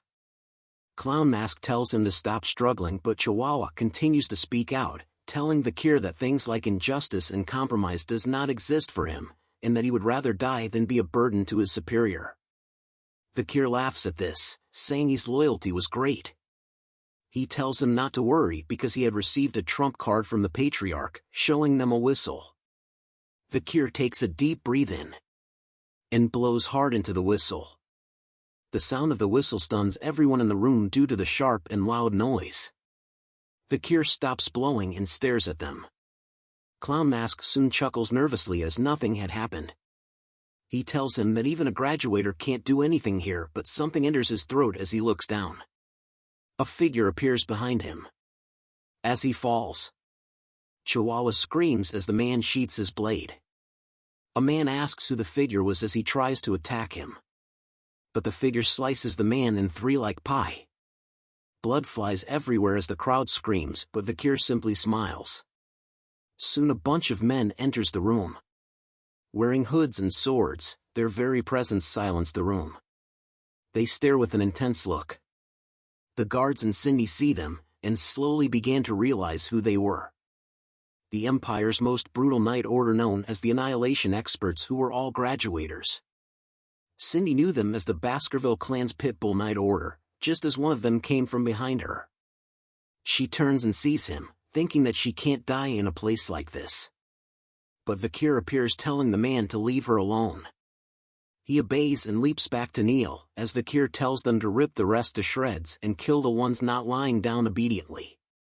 The man obeys Vikir's command and disappears. Vikir recalls that Hugo was sensitive about military power and was relieved he could use the pitbulls without trouble. The pitbulls continue to slaughter the people as one of them thinks to get on the floor and run away once it quietens down, but a pitbull sees him. He tells the pitbull he would wear the handcuffs, but the pitbull tells him that they don't carry handcuffs. Instead, they sliced off the legs of those they capture. A cigar is lit as the man says that those who are to be executed won't need their legs. As a man wearing sunglasses appears beside Vikir, he asks Vikir how it felt to command the Pitbull Knights. The man was the commander of the Pitbull Knights, Boston Terrier Le Baskerville. He looks at Vikir and sees why his brother Hugo was so interested in him, as Vikir was already fierce and cruel at the age of 15, so he rubs his head, telling him to come to the Pitbull Knights so he can raise him properly. Vikir tells him he would think about it. Vikir shrugs him off, telling him he had something urgent to attend. This makes Boston want Vikir even more, and Vikir thinks of him as burdensome. Vikir enters a room filled with various cages, thinking that what he wanted was around here. He looks at a safe knowing that it contained the money that the nobles were paid with, which will be given to the city hall to be taxed, and soon notices a certain cage. He pulls out the cover and sees something. A voice for moaning in pain. It was the female barbarian that was being auctioned. She moans in pain as tears fall from her face. Vikir took a closer look at the barbarian girl. Seeing that she was tormented before being dragged here, making him angry. He tells her she was lucky as he reveals a red and blue potion on his waist, and that he was giving it to her out of kindness. She drinks the potion and its effects are seen on her body. All of a sudden, she awakens. And dashed to the back of the cage, as Vikir asked her why she was so surprised. She looks at him in wonder as all her wounds have healed. Vikir tells her to go in her language. She slowly comes out the cage, as Vikir points to the exit, while still telling her to run away in her language, as he knew the basics of her language from fighting the barbarians countless times in the past. But she yells out a bunch of words that Vikir couldn't understand as he was not that fluent. But before she left the place, she turns to Vikir and spoke something in her language. Vikir believes that she was thanking her, and began to look for what he came here for and found it. It was the Merciel's corpse that was being auctioned before. Beelzebub suddenly became active. It screams out loudly, as it has been a while that it had feasted on an A-rank monster, so Vikir tells it to quickly consume the corpse before the Pitbull order arrives. Beelzebub was happy. Soon, rumors of what happened at the circus spreads in the town, and that nobles and participants were taken to the Underdog city prison with their limbs torn off. And that day, the building burned. And the entire club of Burning Suspension burnt down and disappeared. With the heads of the club's VIPs were put on display, which created more awareness towards criminal acts. The 7 families who lost their children sent letters of protests to the administrative office. But the reply they received was firm, that the death penalty was given to the criminals involved with the Imperial's family most forbidden act, illegal slave trading. And that the bank drafts, ledger books and other evidence were found by the Baskerville family and will be reported to the Imperial family. Soon, the patriarchs of each of the 7 families came. They kneeled down and apologized, which was unprecedented as they were begging their enemy who killed their sons.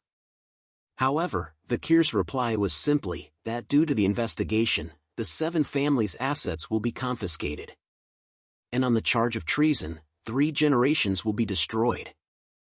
Soon, the floor of the execution ground were filled with the dirty blood of the city's corrupt vermin. This resulted in love from the citizens as crime and employment rates were lowered, making the welfare of Underdog's city restored. The next day, Chihuahua tells Vikir he had brought him coffee with a smile on his face. Vikir tells him to do his job and not bring coffee, but Chihuahua tells him that it was a sign of thanks for saving him from Clown Mask.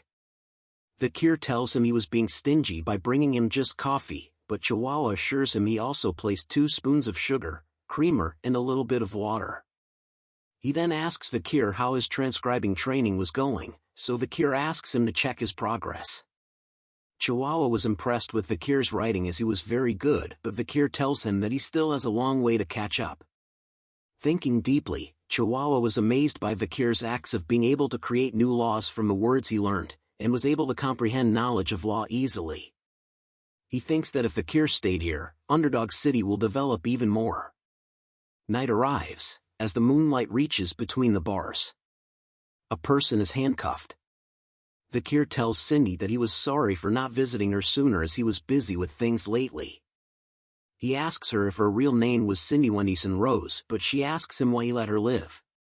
He removes the blindfold, telling her that he wants to ask her a few questions. She stares at him asking if questions were why he let her live. Vikir turns away, asking her if she was the reason why Baron Gambino was able to grow his power so quickly, but she remains silent.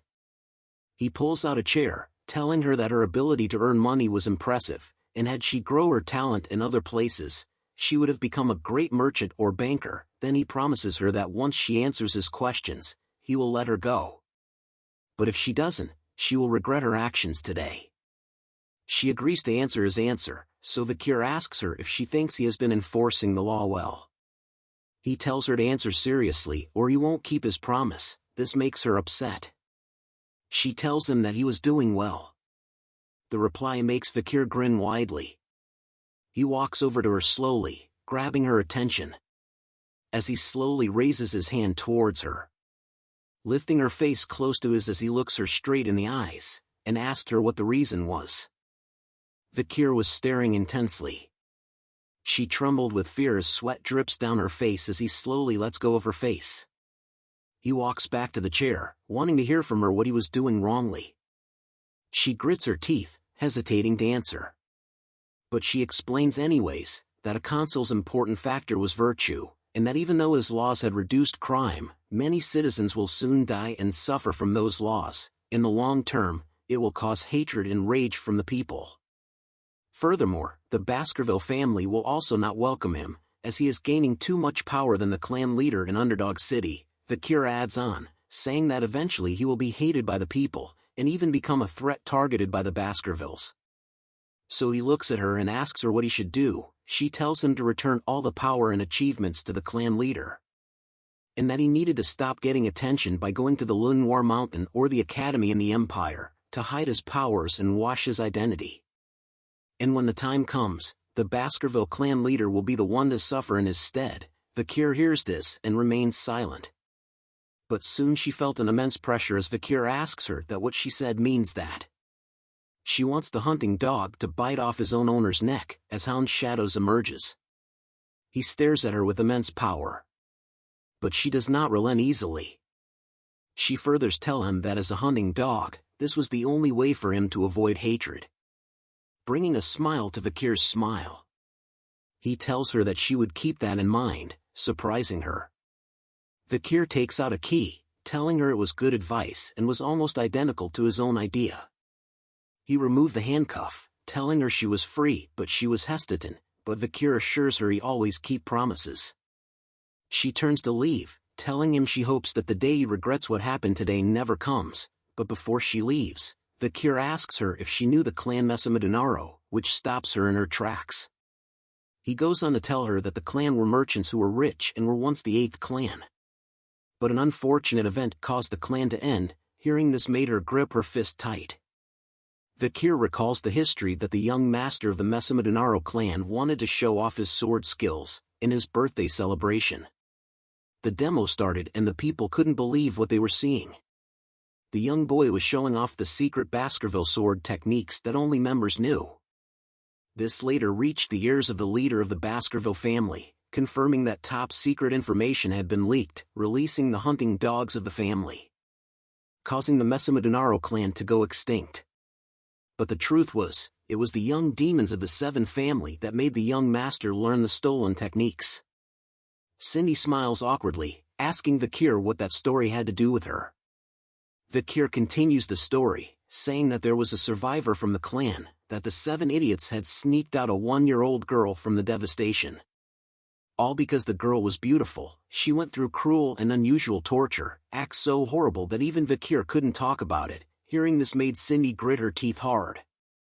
She turns to leave, telling Vikir she doesn't want to hear anymore, but Vikir tells her there was more to the story. And time passed, and a new deputy came to the city, managing to drag out the old problems out of the city and punish them, as the trigger for everything was the Seven idiots. And that the new deputy made sure that the Seven idiots were tortured properly and they admitted their crimes as they met their end, making them say their last words. "I'm sorry for committing such a heinous crime," or so they say. Hearing this made Cindy tear up as she turns to look at Vikir. She yells at him, wondering who the hell they were saying sorry towards. And Vikir tells her that the sorry was meant for the young girl using the fake name Cindy Wendyson Rose, the sole survivor of the Mesamedunaro clan, but Cindy could not believe him, telling Vikir how she was supposed to believe him when he tortured them. Vikir grabs a torch, telling her that it would be easier for her to see with her own eyes. They reached a certain cell, where he told her to take a look. Tears fall from her eyes, as she was alarmed from what she saw. Bodies and walls were covered in blood everywhere in the cell she looked in. Words were written on the floor with blood, as the Seven idiots confessed, saying they were sorry and begged for forgiveness. The scene before her made Cindy throw up. Vikir walks towards her, saying there was still one clan left to hate, and tells her to hate the Baskerville clan. She had more than enough rights to do so. She wipes her mouth, staring at him. She asks him why he was helping her even though he was part of the Baskerville clan, but Vikir tells her she was asking the wrong question. She pauses for a moment, then tells him she understands what he was trying to say. She stands up, telling him that she will repay this debt. As she makes her exit, she tells him that whatever he does for the rest of his life, he will never worry about money ever again. This brings a smile to Vikir's face, as he tells her that he will remind her of this promise in the future.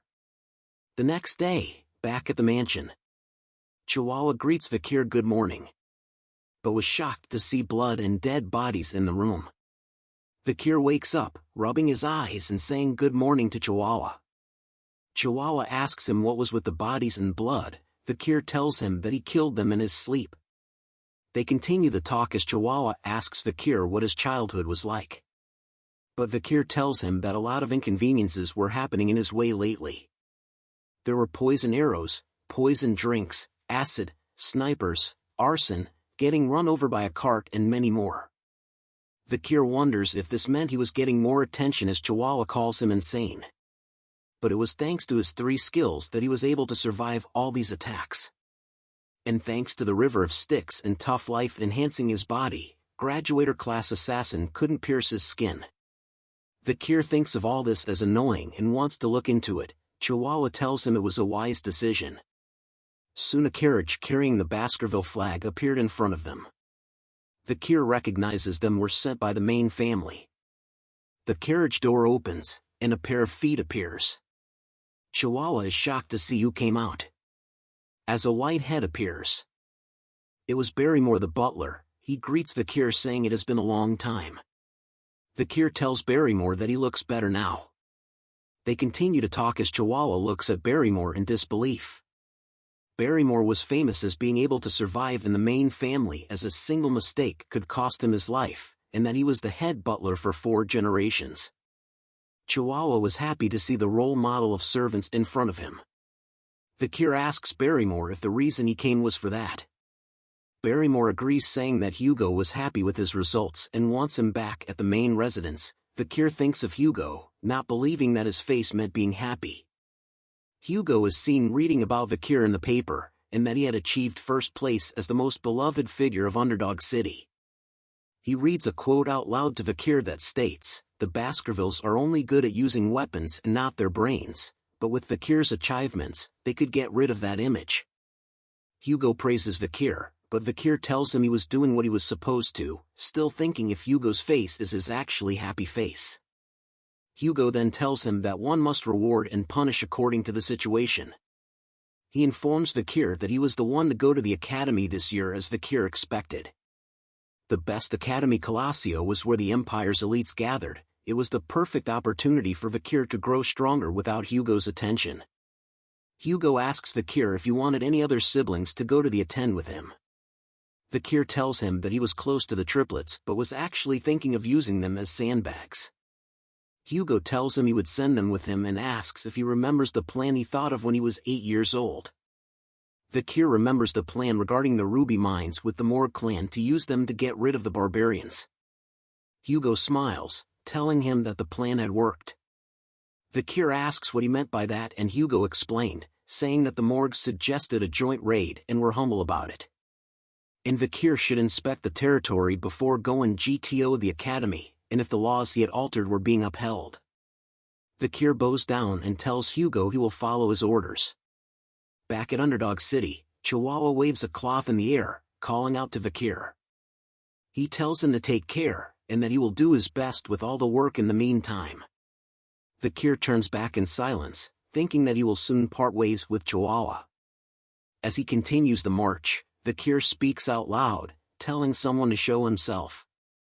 A group of hooded figures appears suddenly behind Vikir's convoy. One appears beside him, as Vikir apologies to the hooded figure for making him wait.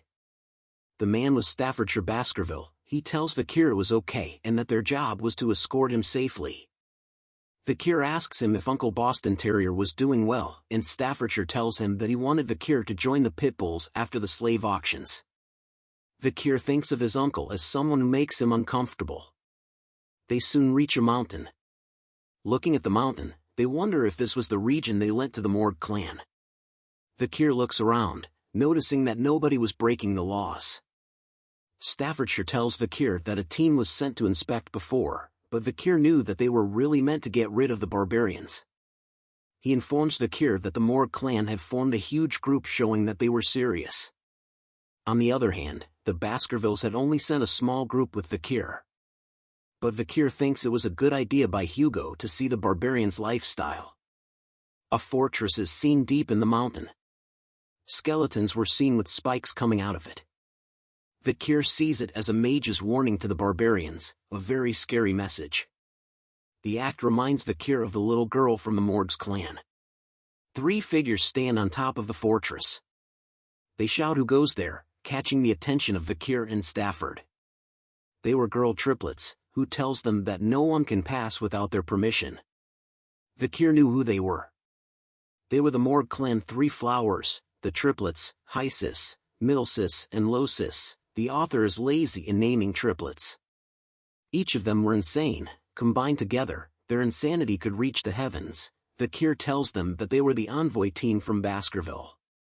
He explains to them that they came to inspect the area and to open the gates, but they wave him off, saying they had to report to the person in charge, and that a reply will come tomorrow. Vikir asks them what rights they had to stop him from entering the land he owns, but the triplets look down on him, asking if he was looking down on them because they were paying rent. The triplets asks Vikir if he knew about the tenant's law, which was his family's law, causing Vikir to have a headache. Red aura glows from his hands as Stafford notices. Vikir tells them that he made changes to that law, so that he could chase tenants he didn't like.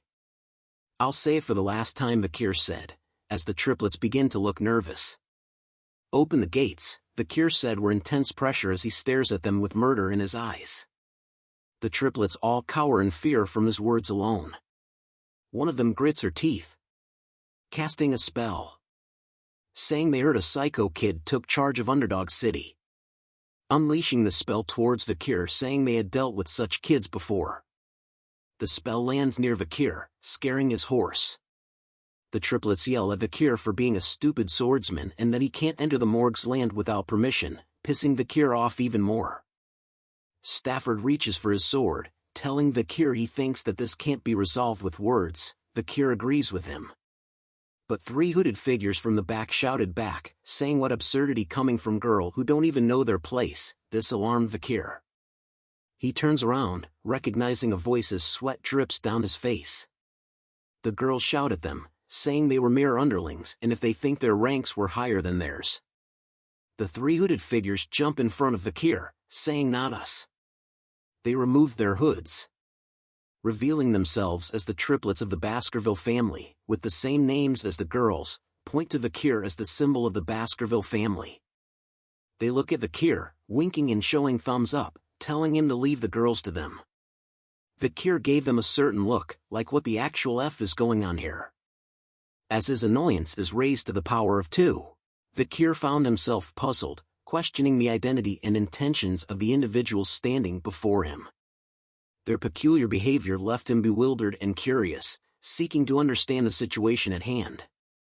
Hugo glanced back at Vikir, expressing his gratitude for recommending them to the academy. He signaled to Vikir that he should leave this situation in their capable hands, implying that they were capable of handling it themselves. As Vikir's thoughts raced, he started piecing together the puzzle before him. It became clear that the group's actions were driven by their affiliation with the academy.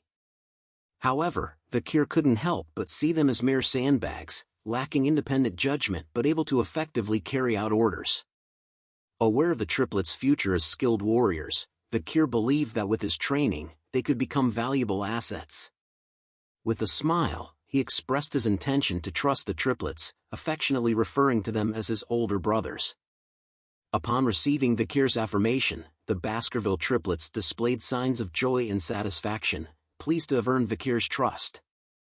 Morg's 3 flowers, who had observed this exchange, expressed disdain for the close bond among the Baskerville triplets, labeling them as ignorant fools who relied solely on each other. Unfazed by the taunts, the Baskerville triplets responded defiantly, raising their middle fingers in a cheeky manner, asserting that it was Morg's 3 flowers who were the true fools. The tension escalated as Morg's 3 flowers, fueled by anger, vowed to discipline the Baskerville triplets for their insolence. Vikir's thoughts shifted as he recalled his past knowledge.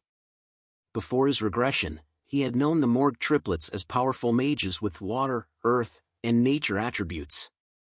Their combined magic abilities exponentially enhanced the effects of their spells, earning them the title of the Morg's 3 flowers. As the Morg's 3 flowers merged their magical abilities, a colossal vine made of soil and plants emerged, creating a formidable barrier. Hysis, positioned atop the wall, burst into laughter, mocking the Baskerville triplets with her taunts. Middleborough and Lowborough turned to their adversaries, questioning if they could overcome the obstacle. Undeterred, Highborough readied his sword, dismissing the plant barrier as insignificant. With precision and skill, Highborough executed the Baskerville first technique, effortlessly slicing through the massive vines. Staffordshire marveled at his flawless execution. However, before Highborough could fully recover, he sensed an incoming attack. He managed to block a whip-like strike from the vines with his sword, though the force pushed him backward. Middleborough and Lowborough called out in worry as they witnessed Highborough's predicament. Losis wore a smug expression, mocking the Baskerville triplets and asserting that their swords were incapable of reaching them. The Baskerville triplets responded with intense anger, their expressions resembling hounds ready to hunt their prey. Staffordshire turned to Vikir, asking if he found the situation enjoyable. Perplexed, Vikir questioned what Staffordshire was referring to. Staffordshire explained the ongoing clash between magic and swordsmanship, highlighting the long-standing debate about which was stronger. Magic used surrounding mana to amplify and reproduce elemental powers, while swordsmanship channeled the user's energy and mana for explosive and enduring strength. Staffordshire found pleasure in observing the potential and talents of the clans of mages and swordsmen who would shape the future. Vikir acknowledged his involvement, stating that if viewed from that perspective, he was indeed part of the ongoing conflict.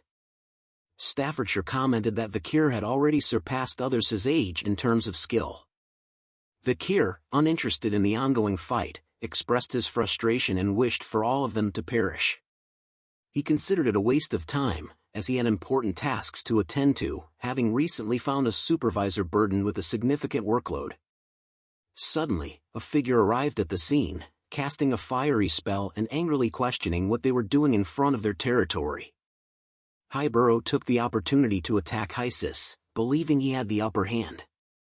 However, the situation quickly changed as they noticed a massive fire approaching them. The unexpected turn of events left them taken aback and shocked. A tremendous explosion of fire engulfed the area, causing tension in Staffordshire but eliciting a smile from Vikir, who wondered if everyone had perished. To Vikir's annoyance, he realized that the Baskerville triplets had survived the attack. He looked at them with a displeased expression, making a disapproving sound. Hugo, in a state of shock, questioned the sudden appearance of fire magic. Middleborough shouted at the figures behind the smoke wall, expressing frustration at the near-death experience they had just encountered. Behind the dissipating smoke, the three flowers of the Morgue clan were in tears. Middlesis, still shaken from the near-death experience, expressed her relief at having survived. Hysis chimed in, acknowledging that if she had dodged the attack even slightly later, she might not have been so fortunate. Losis, scared and seeking comfort, voiced her fears to her older sisters. The person responsible for the powerful fire spell questioned the situation and asked what was going on here. Vikir looked up at the figure who had unleashed the attack. It was Morgue, standing atop the castle gate wall, flames still burning in her hands. Camus looked down and declared her inability to forgive anyone who caused trouble within her managed territory. As she landed in front of Morgue's three flowers, Middlesis tried to explain that their intention was to stop the invader, while Losis added that the fight had been initiated by the other party. Camus cast a cold gaze upon them and questioned their informal way of addressing her as Camus, emphasizing her position as the vice head of the fortress. Middlesis couldn't help but shudder in fear, denying any disrespect and quickly correcting herself, addressing Camus with the appropriate honorific. Camus then pointed towards the treetops where dead skeletons hung, warning them to be cautious if they wished to avoid a similar fate. Middlesis let out a frightened cry and apologized for their actions. Camus noticed Vikir, and her eyes widened in shock. She approached him and remarked that it had been a long time since they had seen each other, recalling that it had been 7 years. Vikir smiled and acknowledged that it had indeed been a while, greeting her as Morgue. Vikir couldn't help but wonder if Camus' more mature appearance was the reason for her increased attractiveness. He mused about the beauty of Morgue, who had captivated the hearts of many men in high society. In his previous life, there had been scandals and rumors surrounding her, as she allured even married men. However, he found it strange that there were no such rumors in this lifetime. Nevertheless, he brushed off those thoughts. Vikir straightforwardly requested Camus to open the door, stating that words wouldn't work on the triplets. Camus was taken aback by his blunt words. She looked angry and questioned if that was all he had to say after such a long time. Vikir gazed at her with curiosity and inquired about what he should say instead. Camus' anger flared, and she exclaimed in frustration. Staffordshire observed Camus' escalating anger and wondered if the next fight would be between the superstars of the two clans. Camus pointed her finger at Vikir, her eyes filled with angry tears, and declared that he scored 0 points. She accused him of having a disrespectful attitude towards his future wife, giving him a score of 0 out of 100. The Morgue's three flowers, the Baskerville triplets, Vikir, and Staffordshire all looked at Morgue with the bombastic side-eye look. Camus averted her gaze to the side, her face blushing, and muttered a huff. Everyone present was left with the same question in their minds: whose wife? Vikir and Camus rode their horses together, making their way toward the fortress. As they traveled, Camus commented on the Baskerville clan's lack of knowledge about the barbarians. Vikir confidently responded, assuring her that they were well acquainted with the barbarians and frequently fought against them. He claimed that their knowledge surpassed that of the Morgues. Curious, Camus questioned Vikir's decision to send the Baskerville triplets, referring to them as young and foolish hounds. Vikir explained that it had been agreed with the Morgue clan to position the main force on the other side of the mountain range. He wondered why Camus was asking about something she already knew. Camus smiled mischievously and playfully suggested that Vikir might not be as well informed about the barbarians as he thought. Vikir, determined to prove himself, retorted that as the person in charge of the delegation, he naturally possessed extensive knowledge. Camus then went to ask him which of the tribes were the most annoying, as Vikir thinks that she just keeps on asking questions. Vikir answered her, by stating it was the warrior tribe Balak and the sorcerer tribe Rococo, as the strength of Balak's bowmanship was on a completely different level to the empire, and its principles isn't well known either. Camus, teasingly, acknowledged his confidence in his well-informed answer about the ecology of the barbaric tribes and awarded him 8 points out of 100 in her unique scoring system. Puzzled by the points, Vikir questioned their purpose. Camus simply replied that it was because he had answered well. Vikir looked at her with curiosity, intrigued by her unusual scoring system. Camus continued her evaluation of Vikir, expressing her dislike for overly intelligent men and stating her preference for a little foolishness. She playfully critiqued Vikir's choice of a large horse, considering it ill-suited for his shorter stature, and deducted 6 points. Moving on to fashion, she expressed disappointment with his lackluster clothing choices and assigned him a mere 4 points. When she noticed Vikir ignoring her, she playfully gave him just 1 point for his mannerisms. Camus then playfully smiled and awarded his face 99 points. However, due to his poor control over his facial expressions, she playfully deducted 1 point. Growing frustrated, Vikir urged Camus to stop the useless evaluation. Camus questioned why it was useless, asserting that she needed to be stern with her future husband. Perplexed, Vikir asked why he was considered her future husband. Camus reminded him of a test he had passed 7 years ago, when he dueled Camus' uncle to assess his suitability as a potential husband. Camus expressed her dissatisfaction with her uncle's decision and how it had hindered her path to marriage. Reluctantly acknowledging the promise that had been made, she decided to follow through with it, albeit resentfully. While Camus vented her frustrations, Vikir observed her and acknowledged her prowess as a great fire mage. Interrupting her, Vikir declared that he had forgotten about what happened that day and wished to make it as if it never occurred. Camus' face flushed red, and she threw a jacket at Vikir, exclaiming that he couldn't simply reverse something that had happened, and called him a dummy. She boasted about her genius intellect, claiming that once she witnessed something, she never forgot it. Vikir examined the jacket and jokingly wondered if she had returned it without washing it. As they reached the outskirts of the fortress, Camus informed Vikir that the barbarians had ambushed the ruby mine, plundering either the indigenous slaves or the crops. She explained that they took slaves to sell elsewhere.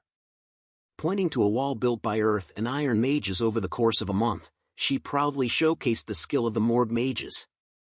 Impressed, Vikir acknowledged their talent, noting that it would have taken several hundred regular people around a year to achieve the same result.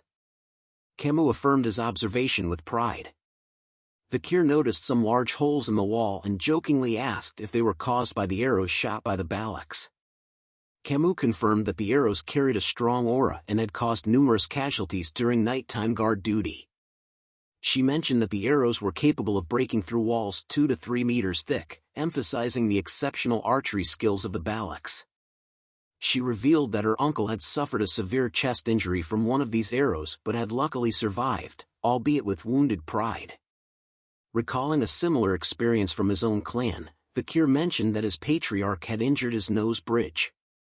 Curious, Vikir inquired about the talented individuals among the barbarians, and Camus responded that she believed there was a skilled female among them. Due to their black-painted faces, it was challenging to discern their physical traits. As they turned around, a mage approached them, addressing Camus as the vice-head of the fortress. The mage reported that a recon member of the barbarians had been captured and urged them to come quickly. Curious and concerned, Camus and Vikir followed the mage to a tent where the captive barbarian was being held. Vikir observed the barbarian and identified him as a member of the Rococo sorcerer tribe. Camus inquired if any information had been extracted from him. The mage informed them that the barbarian remained uncooperative and resistant to psychic magic due to his strong sorcery, making it impossible to read his mind. Camus then questioned the barbarian about the recent ambush on the Morg clan's fortress, specifically asking about her cousin, Rose, who had been kidnapped.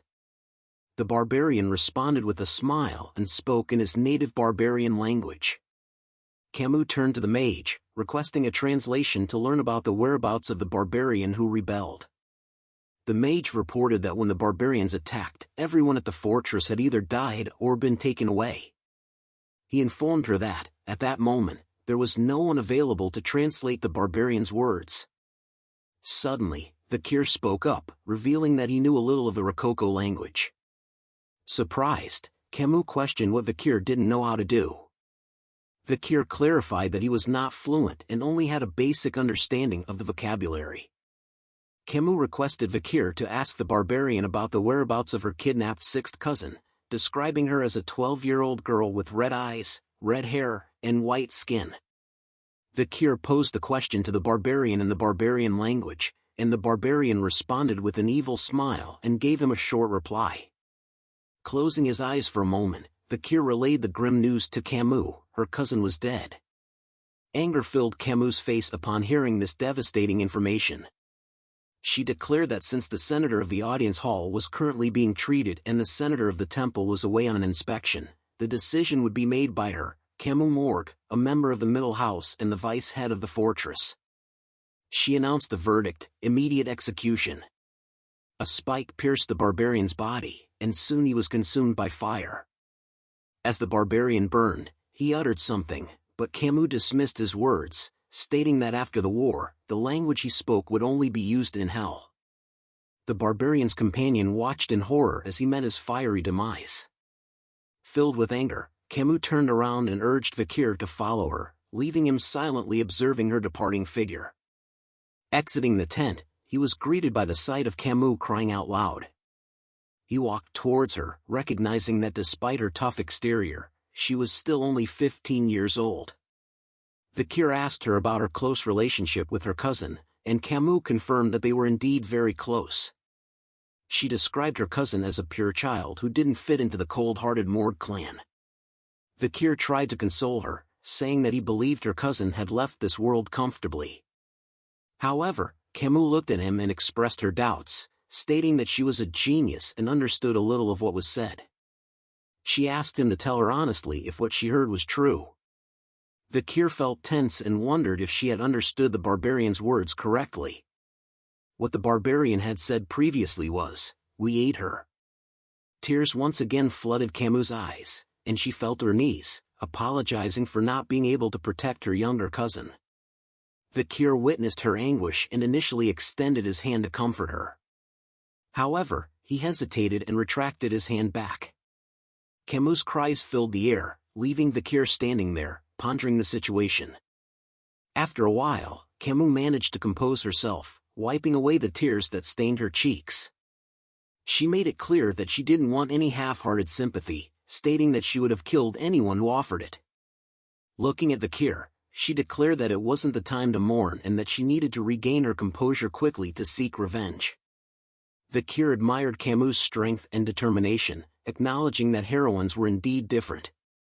He reached out his hand towards her, agreeing with her sentiments. However, just as Camus was about to take his hand, a loud sound echoed through the air, resembling the ringing of a bell. Curious about the source of the sound, Vikir questioned its origin. Camus stood up and explained that it was a signal, notifying them of a barbarian attack. Vikir commented that her time for revenge had come rather quickly. Outside the fortress, a group of barbarian girls sat atop white wolves, armed with bows and arrows.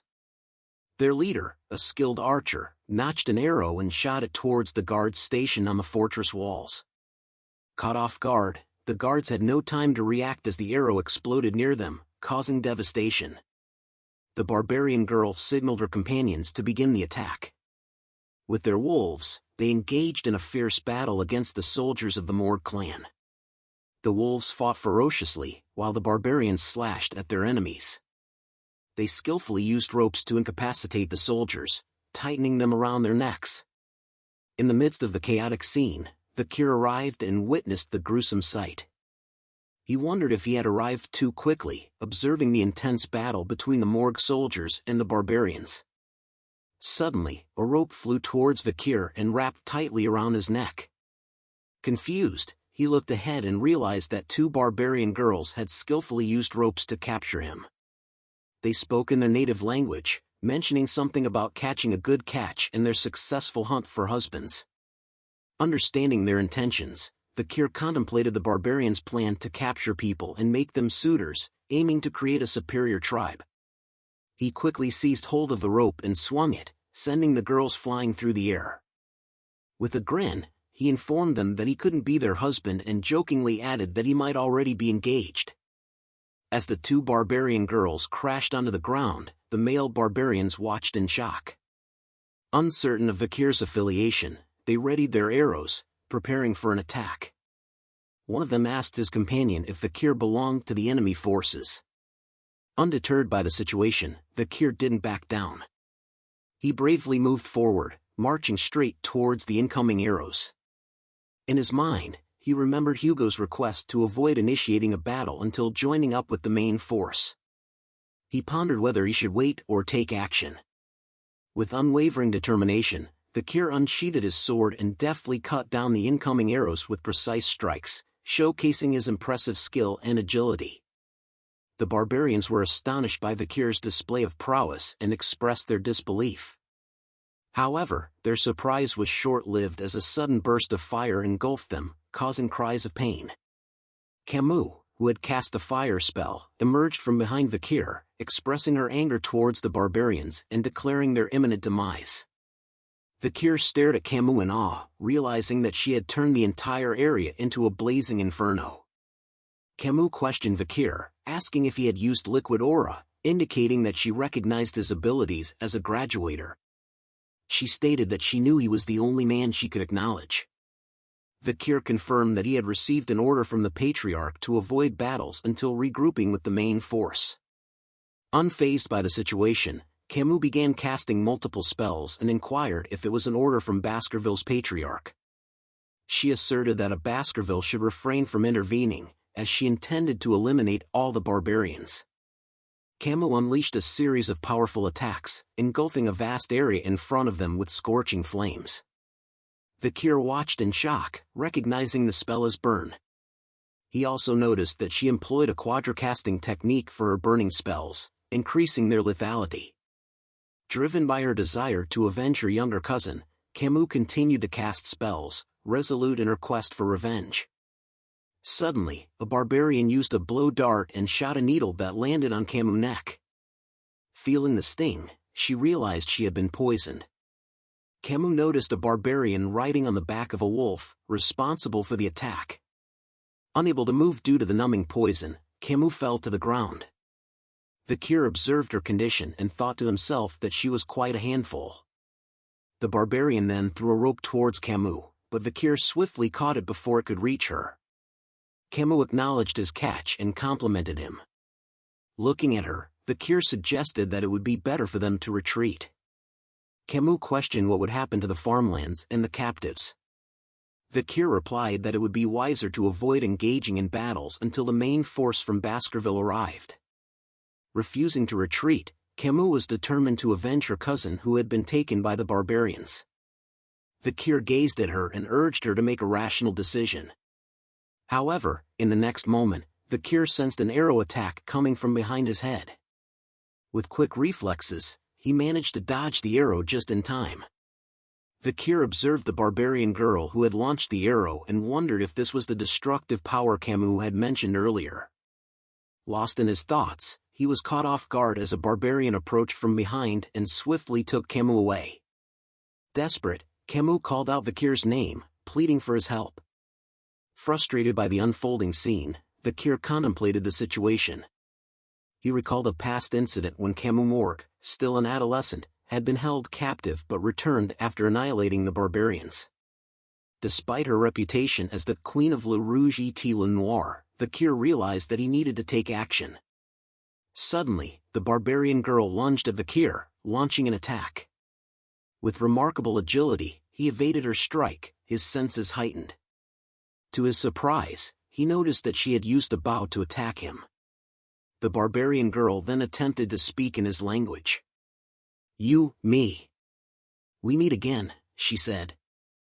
Vikir looked at her and recognized her as the barbarian girl he had freed during the slave auctions. In his mind, he couldn't help but label her as a troublemaker. Vikir notices who the barbarian was. He recalls seeing her at the slave auction as the one that he had let go. Vikir asks her if she was repaying his kindness with revenge, but she tells him that she was a slave, and needed to take revenge for her capture, and that it has nothing to do with him, just the Morg family. She leaps onto her pet wolf. As she turns to leave with her group, she tells Vikir that she had repaid what she got, and that they had taken the next leader of the Morg family, Camus, and that if he wanted her back, he needed to follow them. Vikir thinks about revealing his power here, but Uncle Adolf had arrived. He was shouting after Camus while bringing the reinforcement. Vikir sees him and thinks that he had run all the way here after hearing about the ambush. Just as Adolf prepares a blue spell in his hand, he calls the barbarians bastards. He unleashes the spell into the group, sending shockwaves that appear to chase after the barbarians, as he shouts at them to return back Camus to him, but the barbarians were unaffected by the shockwaves from the ground. As they easily rode their wolves, dodging the attack and making a swift exit, they leaped through the rubble that the spell had caused that slowly disappeared from the base. Vikir and Adolf along with the reinforcements could only curse and stare at the barbarians as they easily left them behind. Vikir thinks about the balak's ambush. Seeing that they had finished the ambush just 3 minutes after the warning bell had been rung, things became worse because it overlapped with Camus' carelessness and lack of practical experience. Vikir notices that a subordinate was telling Adolf that they believed that the balaks had run off to the restricted area of the Le Rouge et Le Noir mountain. Adolf couldn't believe that the balaks had gone into the restricted area of the mountain with Camus. Adolf thinks about the restricted area, knowing that it was undiscovered and a dangerous place. Heading there at night was going to be too dangerous, he thinks about Camus and wondered if there was nothing he could do now, but Vikir joins into their talk, telling them that they could still pursue the balaks, catching Adolf's and his men attention. He tells them that he had been in the dense forest before in his childhood, but deep down in his thoughts, Vikir knew about the forest because of his past regression, and that he had recon and subjugation experience as he went through most of the dense forest. Adolf grabs Vikir's shoulder because of what he just said, asking Vikir if he was actually serious. The man behind Adolf informs him that going into the Le Rouge mountain itself was a suicide mission, but Adolf tells him that he will only bring those that want to go, and wouldn't make an issue out of it later. As Vikir nervously looks at Adolf's hand on his shoulder, Adolf thought to himself that he already knew that Vikir was extraordinary but had no other choice than to rely on him. The moonlight pierces the skies as Adolf tells Vikir that he will leave it to him to save his niece Camus. A metal fence is seen with a skull sign. It was the booty of the dense forest on the Le Rouge mountain residing on the Baskerville territory. Inside the dense forest, there were many creatures such as the bone-sucking mosquitoes, poisonous thorny vines, silent spiders and other dangerous creatures. A normal human being would never last for more than an hour in there, which was why it was called the life-engulfing forest. Something bounces off a tree branch. Adolf and his men are seen following a red streak of light bouncing side to side. Adolf asks Staffordshire if all the kids from the Baskerville clan were like Vikir, but he tells him of course not as the triplets follow them from behind. Yellow hornets with red glowing eyes appears. Just like the ones in Pokemon, Vikir grabs onto his sword, preparing himself just as Staffordshire tells Adolf that Vikir was special. Vikir easily slices the yellow hornets into pieces. The triplets stare at him in amazement. All of them were thinking about how cool Vikir was. Vikir peeks out from his cover, sending a signal to everyone else, catching Adolf and Staffordshire's attention. A bright orange glow is seen in the distance as Vikir tells them that he doesn't think that the barbarians have gotten far. He tells them of a rumor he heard, that the balak hunter would scatter dry leaves to hear the sound of their chasers. He warns them that they needed to be more careful from here onwards. Adolf approaches Vikir and casts a spell called Silence. He explains to him that this magic would prevent him from making noise as he walks. Adolf tells Vikir to let him take over from here and that he won't forget this, calling him nephew-in-law. Vikir grows nervous at the thought of this nephew-in-law. A campfire is lit, showing that the barbarians were all gathered around the fire with their wolves on standby. Camus was tied to a string, shouting at them, calling them bitches, and that once she was free, she will burn them all to death. She continues to yell at them, telling them that she'll show them the horror of her special fireball and that they should prepare themselves, but they ignored her, Two females were talking about how they liked the guy they saw before and that they failed in husband hunting. Camus began to breath heavily from all the shouting as sweat drips down her face. She thinks about how they weren't even listening to her, and that they've been talking about husband and wife hunting since earlier. She wonders if that was why they kept ambushing them, but a foot appears near her. A male barbarian appears stroking his chin, saying that since they captured Camus, all the males within the tribe would want her. Camus yells at him, calling him a perverted bastard, asking what he was planning to do to her and that they should kill her instead. But the man cleaned his ears, saying he doesn't understand what she was saying. He grabs her face instead, knowing that she was talking back because of the look in her eyes. He licks an arrow as he stares at Camus' face, telling her that an arrogant slave should be disciplined, but Ayan interrupts them. She calls him a Hun and tells him to get away from her slave. A Hun talks back to Ayan, saying that he was the one who captured Camus. But Ayan tells him that it was bullshit and to keep his voice down. But a Hun continues to argue, saying he was the one that shot the paralyzing arrow and set up the trap. But Ayan tells him that she made it possible because she stopped Vikir, who was good with the sword, or else he would be dead. Camus stares at them arguing and wonders if an internal argument was breaking out.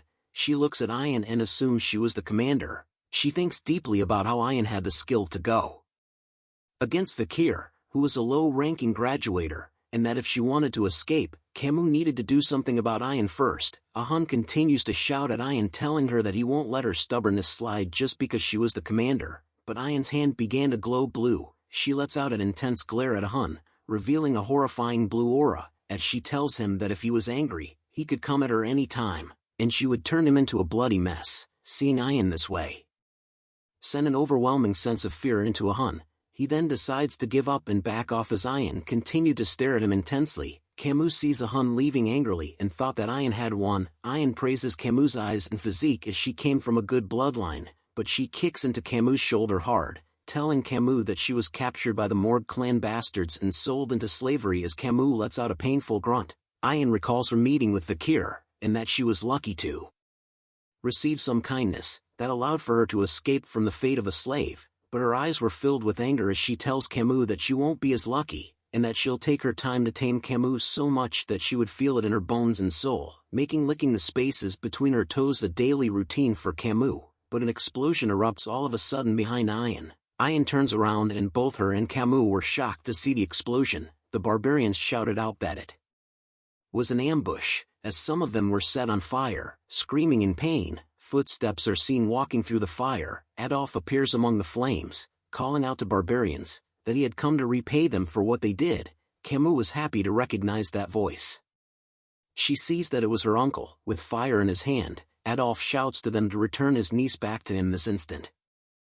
The barbarians could only stare as everything was set ablaze in front of them. They see that the Morgue and Baskerville clan members were easily killing each of the barbarians. Vikir was sitting on a branch of a tree, witnessing how everything was unfolding. He looks at the scene before him, thinking that something was strange. He wondered why the balaks who ambushed them before so perfectly was now panicking this easily from an attack. The barbarians turned to run away from the attack on their wolves, calling the Morgue and Baskerville clans crazy bastards for causing such an uproar inside the forest in the middle of the night. But Adolf shouts at his members, telling them to not let a single barbarian run away alive. Just as two Morgue members chased after the barbarians, Camus laughs at the barbarians and tells them they were getting what they deserved, but a sound rustles behind her, causing her to sit upright. Her face grew nervous as she slowly turns around to see what it was. It was Vikir. He signals to her to be quiet as she yells out his name. He cuts the ropes that were tying Camus to the tree with ease. Camus is happy to see him as he lifts her up, asking if he came to save her. Vikir replies back to her if she doesn't understand what hand gesture was used for keeping quiet, but their chat was cut off as Ayan appears before them, telling Vikir that she knew that the boy who uses knives well would come. She tells him that his strong physique that made it possible to cover a long distance within a short period of time, and his level-headedness that made it possible for him to get through the darkness of the forest, adding on his passionate and pure love that made him put his life on the line for his girl. All these conditions were perfect. As Ayan tells Vikir that she won't ask about his past and that he had passed, Vikir looks at her and wondered what he had passed. But Camus and Ayan send lightning stares at one another as they both know what each of them wanted. Vikir is a ladies' man. Vikir pulls Camus closer to him, causing her to blush slightly, as he thinks about not being able to hide his powers in this situation, and that he couldn't recall anything about Ayan from his past life. Ayan seemed pissed that Camus was close to Vikir, as he wonders if she was the one that gave the nose bridge scar to Hugo's face, and if she was the Black Archer Night Fox, but he changes his thought as he realizes that she was too young and unskilled to be the Night Fox, but was probably someone who had the same bloodline. But as they were talking, a blow dart is seen pointing at them. Vikir sees the attack going to Camus and easily blocks it with his hand. Ahun was shocked to see this and wondered how Vikir knew as he was hiding in the bushes. Vikir decides to pick up Camus, causing her to scream a bit as he realized that things had become bothersome. He tells Camus to bear it with him for a little, and that he will return her to his uncle. Camus agrees shyly, thinking that he was still out of it as he was using formal language, which might be because of the poison. Vikir and Camus quickly leap away, leaving Ayan to stand alone in silence.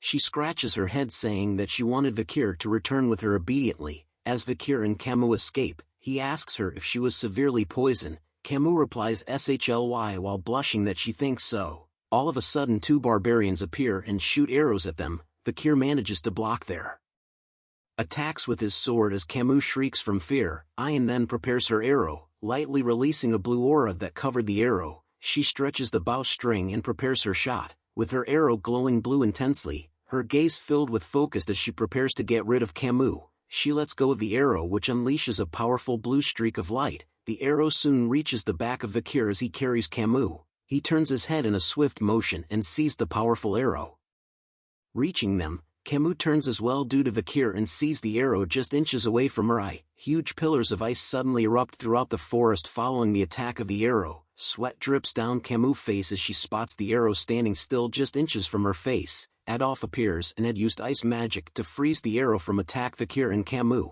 He shouts at Camus asking if she was alright. Camus was glad to see her uncle arrived. Adolf casts Cure Poison to heal Camus. He holds Camus dearly and mentioned that the poison was really severe and numbing, which was difficult for him to remove everything, and tells her that they needed to visit the divine Quo Vadis when they return. But Camus pushes his hand away, asking him to let her go for a moment. Instead she runs towards Vikir and hugs him with all her might, telling him that he had saved her again. Seeing the shocked Adolf, tears filled his eyes and he tries to tell her that he too also tried his best, but Camus was not happy with him. She yells at him, wondering why he had only come now and that she was going to tell her mother everything. Just as Camus was yelling at Adolf, a rope appears around Vikir's face. The rope tightly wraps itself around Vikir's neck as Ayan appears behind him, holding the rope tightly and surprising Vikir. She tries her best to pull Vikir but couldn't. She wondered why he was so strong and why he wasn't moving backwards. She tells Vikir to be obedient and to let himself be captured as she was running out of time. Vikir easily snaps the rope into pieces, thinking why was there no time. Camus yells at her, saying it was you again. Vikir thought deeply about the reason why the balak were in a hurry. Soon enough a demonic being gaze was felt. An ominous deadly aura was felt throughout the forest. Ayan trembles in fear as she gazes at the sky, saying shit, did it finally noticed. Even Vikir's weapon Beelzebub was activating on its own and causes a buzz. Vikir looks at it, wondering why the Beelzebub in his veins were giving him an intense warning. He knew that it meant that something was coming. Ayan tells him that she was coming as sweat drips down her face. Fear overtook her as she spoke its name, Madame Eight Legs. As she looked up, a sudden pillar appears as though it pierced through the forest and was aiming for the skies. Everyone looked at it. The barbarians and even its wolves were terrified at its appearance, saying that the madam was here. Vikir and Camus looked up and wondered why a pillar had appeared. The pillar was releasing a scary-looking purple aura, and soon split into various legs. Hell no, if I was there I would be running away instantly. Like by Felicia, the legs attack various places throughout the forest. As Adolf covers Camus and Vikir, he questions why there was such a monsters hiding in the forest. Vikir recalls what the monster was and didn't expect to see it in a place like this. If Vikir's memory was right, it was Madame Eight Legs who had an S rank rating. Madame Eight Legs lets out a horrifying shriek of madness that was heard throughout the forest as the three of them stare in horror.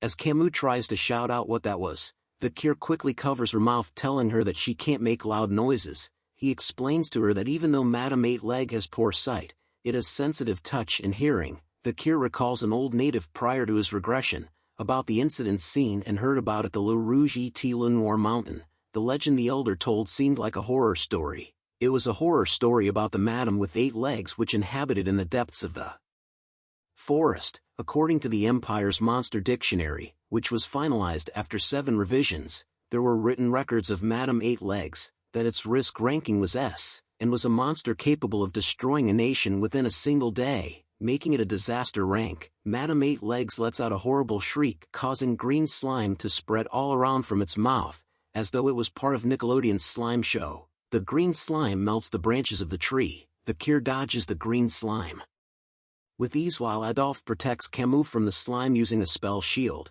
but Hans lets out a scream like a little girl. He shouts out as Madam's poison had landed on his hair. No more man buns for him. The hair covered with poison was quickly cut off. Ian had cut it off, whispering to him that he was an idiot for screaming in front of the madam. Just as Hun kneels down on the ground, Ian couldn't believe what happened and looked up. She sees that Madam 8 Legs was looking right at her. She tells Hun that she would have killed him, but he was lucky that he was the grandchild of the shaman. She whispers to the others to quickly retreat. On the other side, Vikir and others were making a run for it too, as Adolf whispers to them that they needed to get away. But Madam 8 Legs had spotted both groups and slowly senses their movements with her. I don't know what this is, man. Is this a tongue?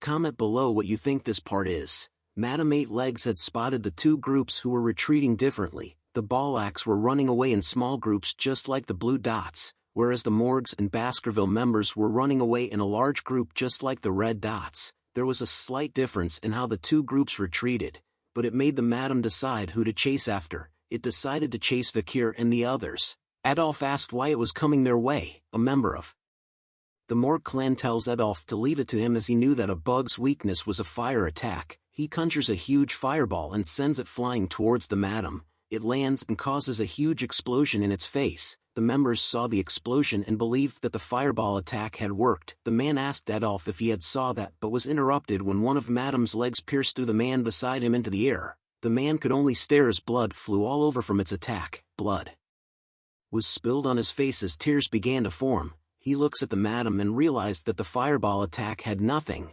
Adolf was panicking as he was running away, wondering what the hell was that. But Vikir was deep in thought. He decided that this was it. As the others continued to run away, Vikir had turned around, surprising them. Staffordshire sees this and asks what Vikir was doing.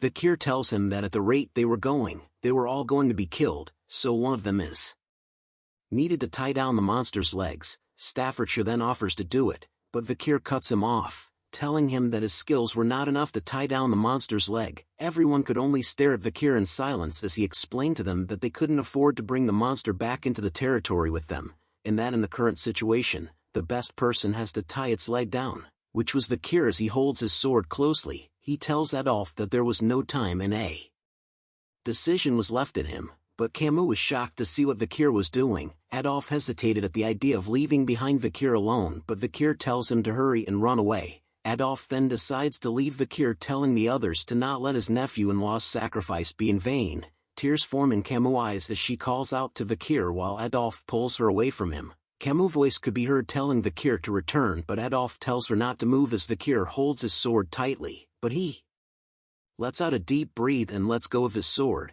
He looks ahead and thinks that he has no intention in the destruction of the Baskerville territory, and that the Allied forces could not stop the madam who was still growing. However, this was a good opportunity for Vikir, as he plans to fake his death in order to get away from Hugo. To buy enough time for him to learn the 10th technique in his head, he decides to return to the clan, only when he was skilled enough to not be pushed around by Hugo, or when he had perfect control over his skill. Being able to hide and control it was when he will return. Vikir unleashes the full power of Beelzebub in his arm, revealing its demonic energy blade.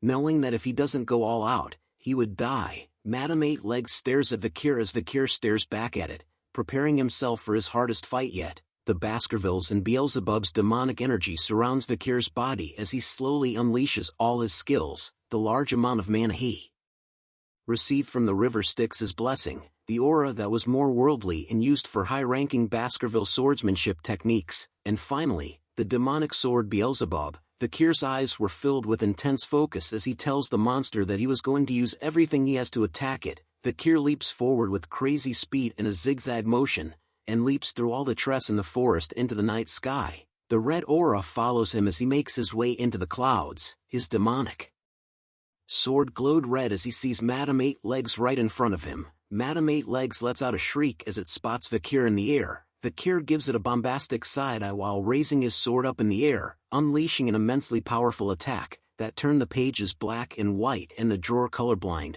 revealing a bright red attack from him that strikes Madame Eight Leg head-on. It was the Baskerville's fifth technique. Fury rose in Vikir's face as he attacks with all his soul and strength. Madame Eight Legs soon began to tremble from the power of Vikir's strike, causing it to slam into Mother Earth as Vikir's attack was powerful enough to force it to the ground. The attack caused a bright red glow to appear in the forest, which began to shine like a diamond in the sky. Soon a huge crimson-red glow appears in the forest and reaches for the sky. Just as Adolphe and the others made it out of the forest, Camus sees the intense glow unveiling right before her eyes. Tears fall from her face as she witnesses what happens next. The red glow slowly begins to die down as Camus screams out, "Vikir!"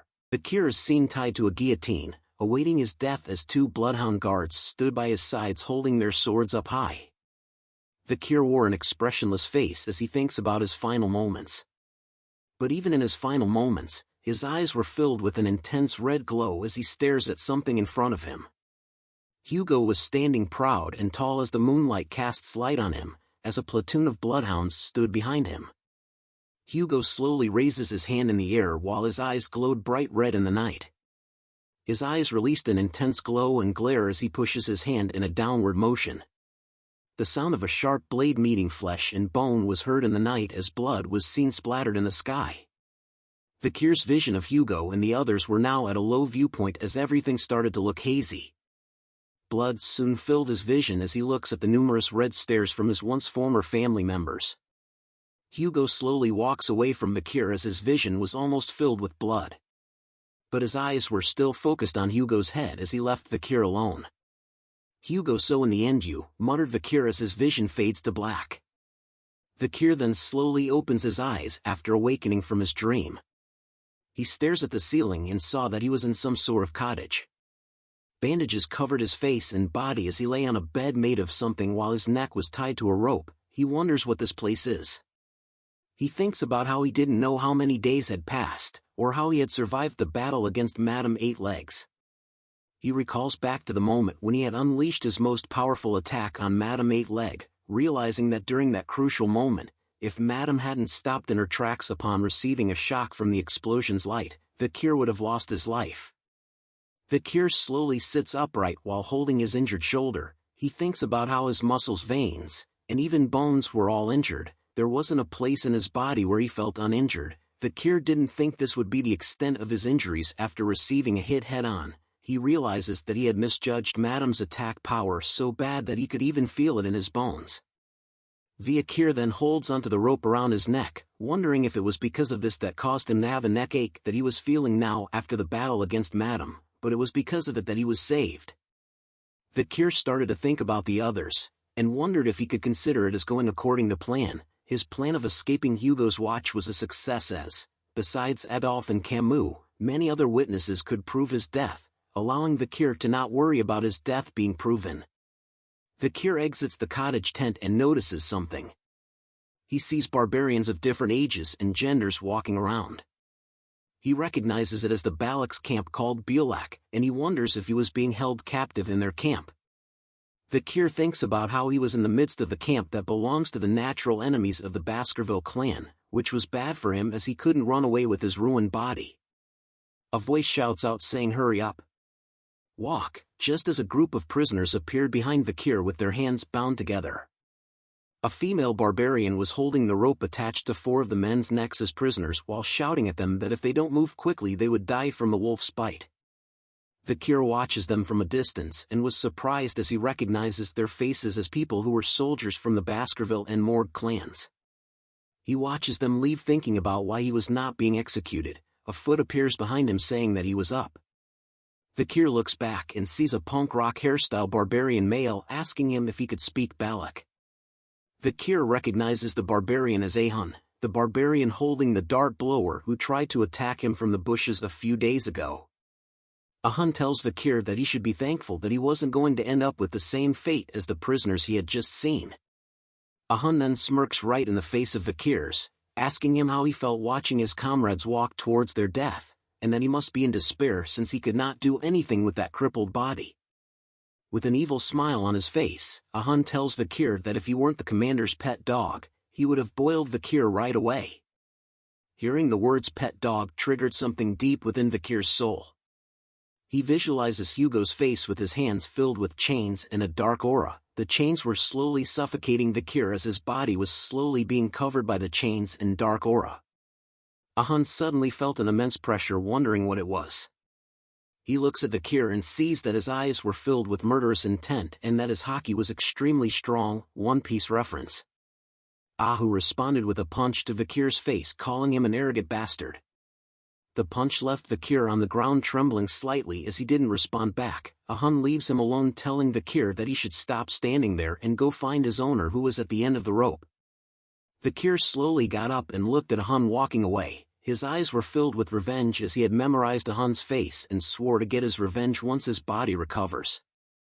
Vikir walks past a few more cottage tents in the camp. He slowly pulls onto the rope inch by inch as he made his way out of the camp, wondering how the rope was this long.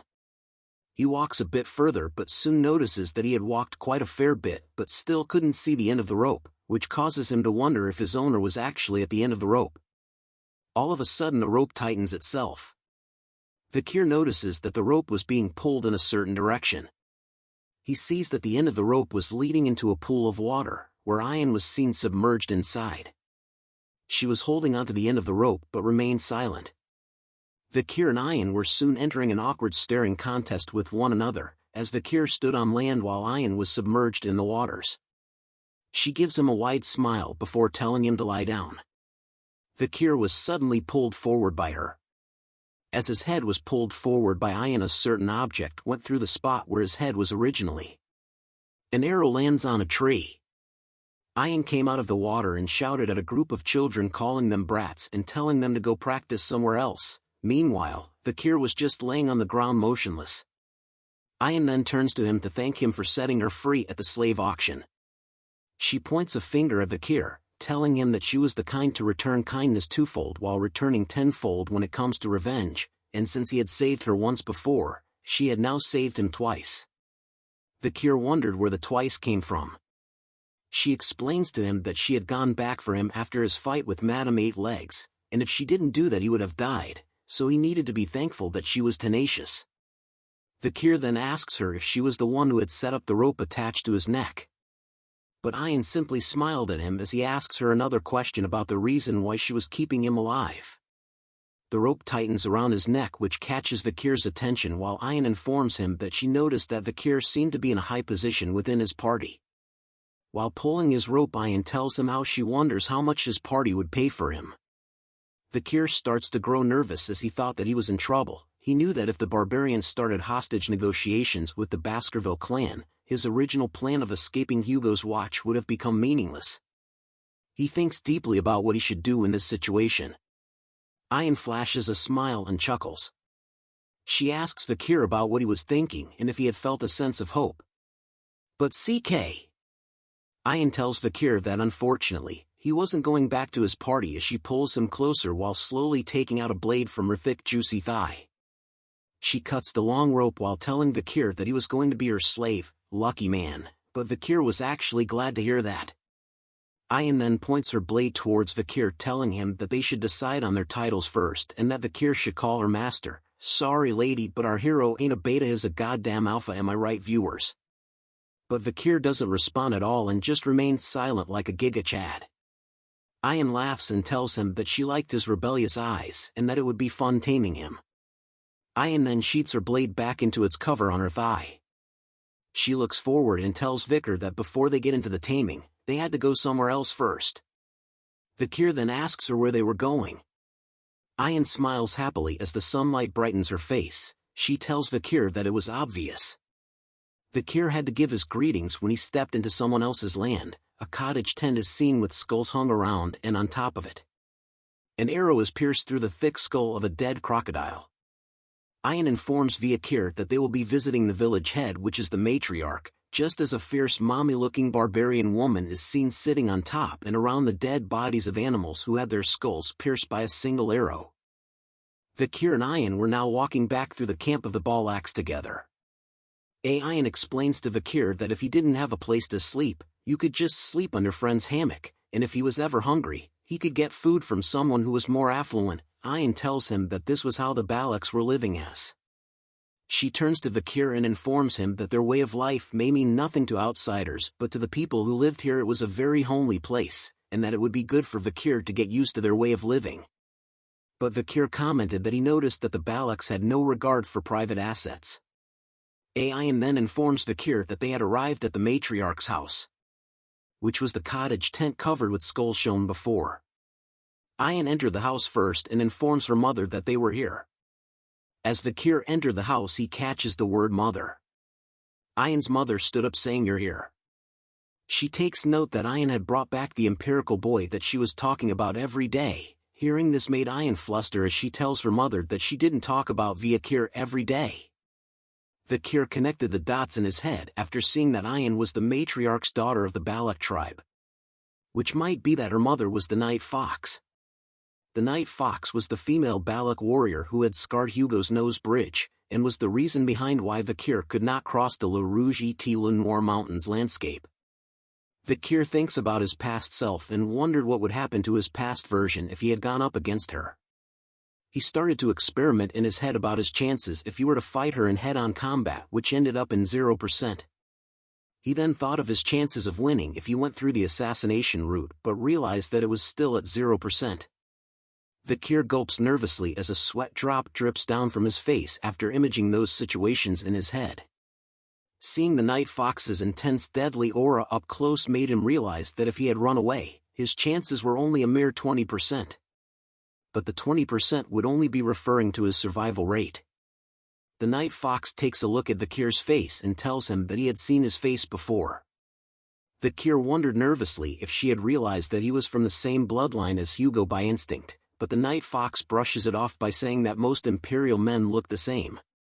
She asks Ayan about what she was planning on doing to Vikir as he was no different from a cripple, but Ayan tells her that Vikir would be useful once he receives good treatment as he was the one who attacked Madame Eight Legs after all. But her mother warns her that taking action without knowing your place might come back to bite you. The Night Fox brushes off Ayan's initial intentions as it didn't matter to her whether Vikir's body was destroyed or not. She only cared about whether his seed was fine. Ayan became flustered and told her mother that it was not about that. Vikir begins to inspect certain objects in the house while the mother and daughter continued to argue. Ayan tells her mother that she was going to use Vikir as a slave, but her mother was surprised to hear that as she was talking about doing something else to Vikir. Before her mother could complete her sentence, Ayan yells at her that she just needed Vikir as a slave to support her during hunts. Night Fox soon pats Ayan's head, which causes her to blush as she tells her that it is up to the owner to do what they want to do with their slave. Ayan then takes a peek, and sees Vikir checking out the main pillar of the house.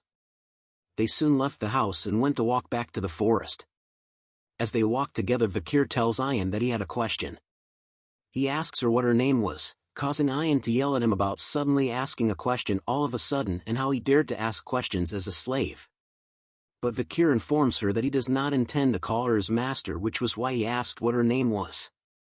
Ayan rubs her head before telling Vikir that her name was Ayan. Vikir then introduces himself as Vikir and asks her what she wanted him to do by her name. Ayan was flustered at Vikir calling her by her name and told him how dare a slave call her by her name. She then decides to give Vikir his first order.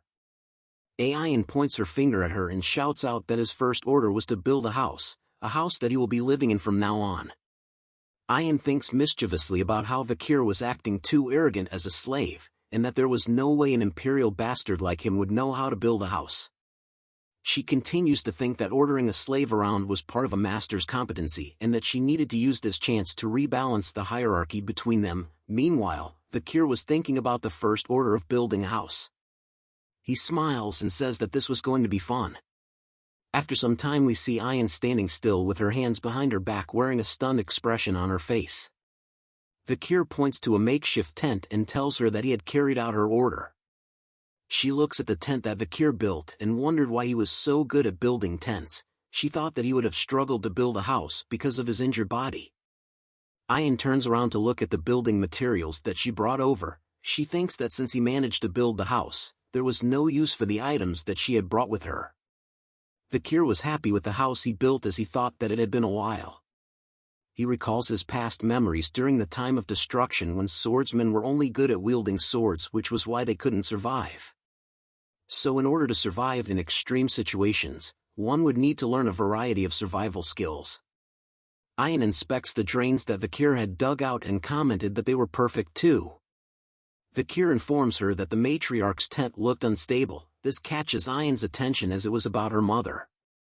Vikir explained to her in detail in regards to her mother's tent problems, stating that in its current state, during the rainy seasons the ground around the central pillar will shake, which might cause water to leak through. If she orders him to, Vikir was willing to mix slimy dirt and gravel on the opposite hill to create bricks, which he will reinforce the bricks by spreading oil and burning it. Hearing the long explanation made Ayan order Vikir to do what he said, as she was thinking the same thing. Vikir then went on to gather the materials to create the bricks as Ayan watched him from behind a tree. He then started to roast the brick mixture to form the actual bricks while Ayan watched closely by his side. They soon met up with the matriarch once again, with Vikir carrying a wagon filled with the bricks he had made.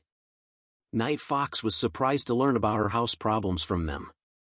After a while, Vikir had created a solution made up of bricks to help resolve the issues the matriarch's house was having.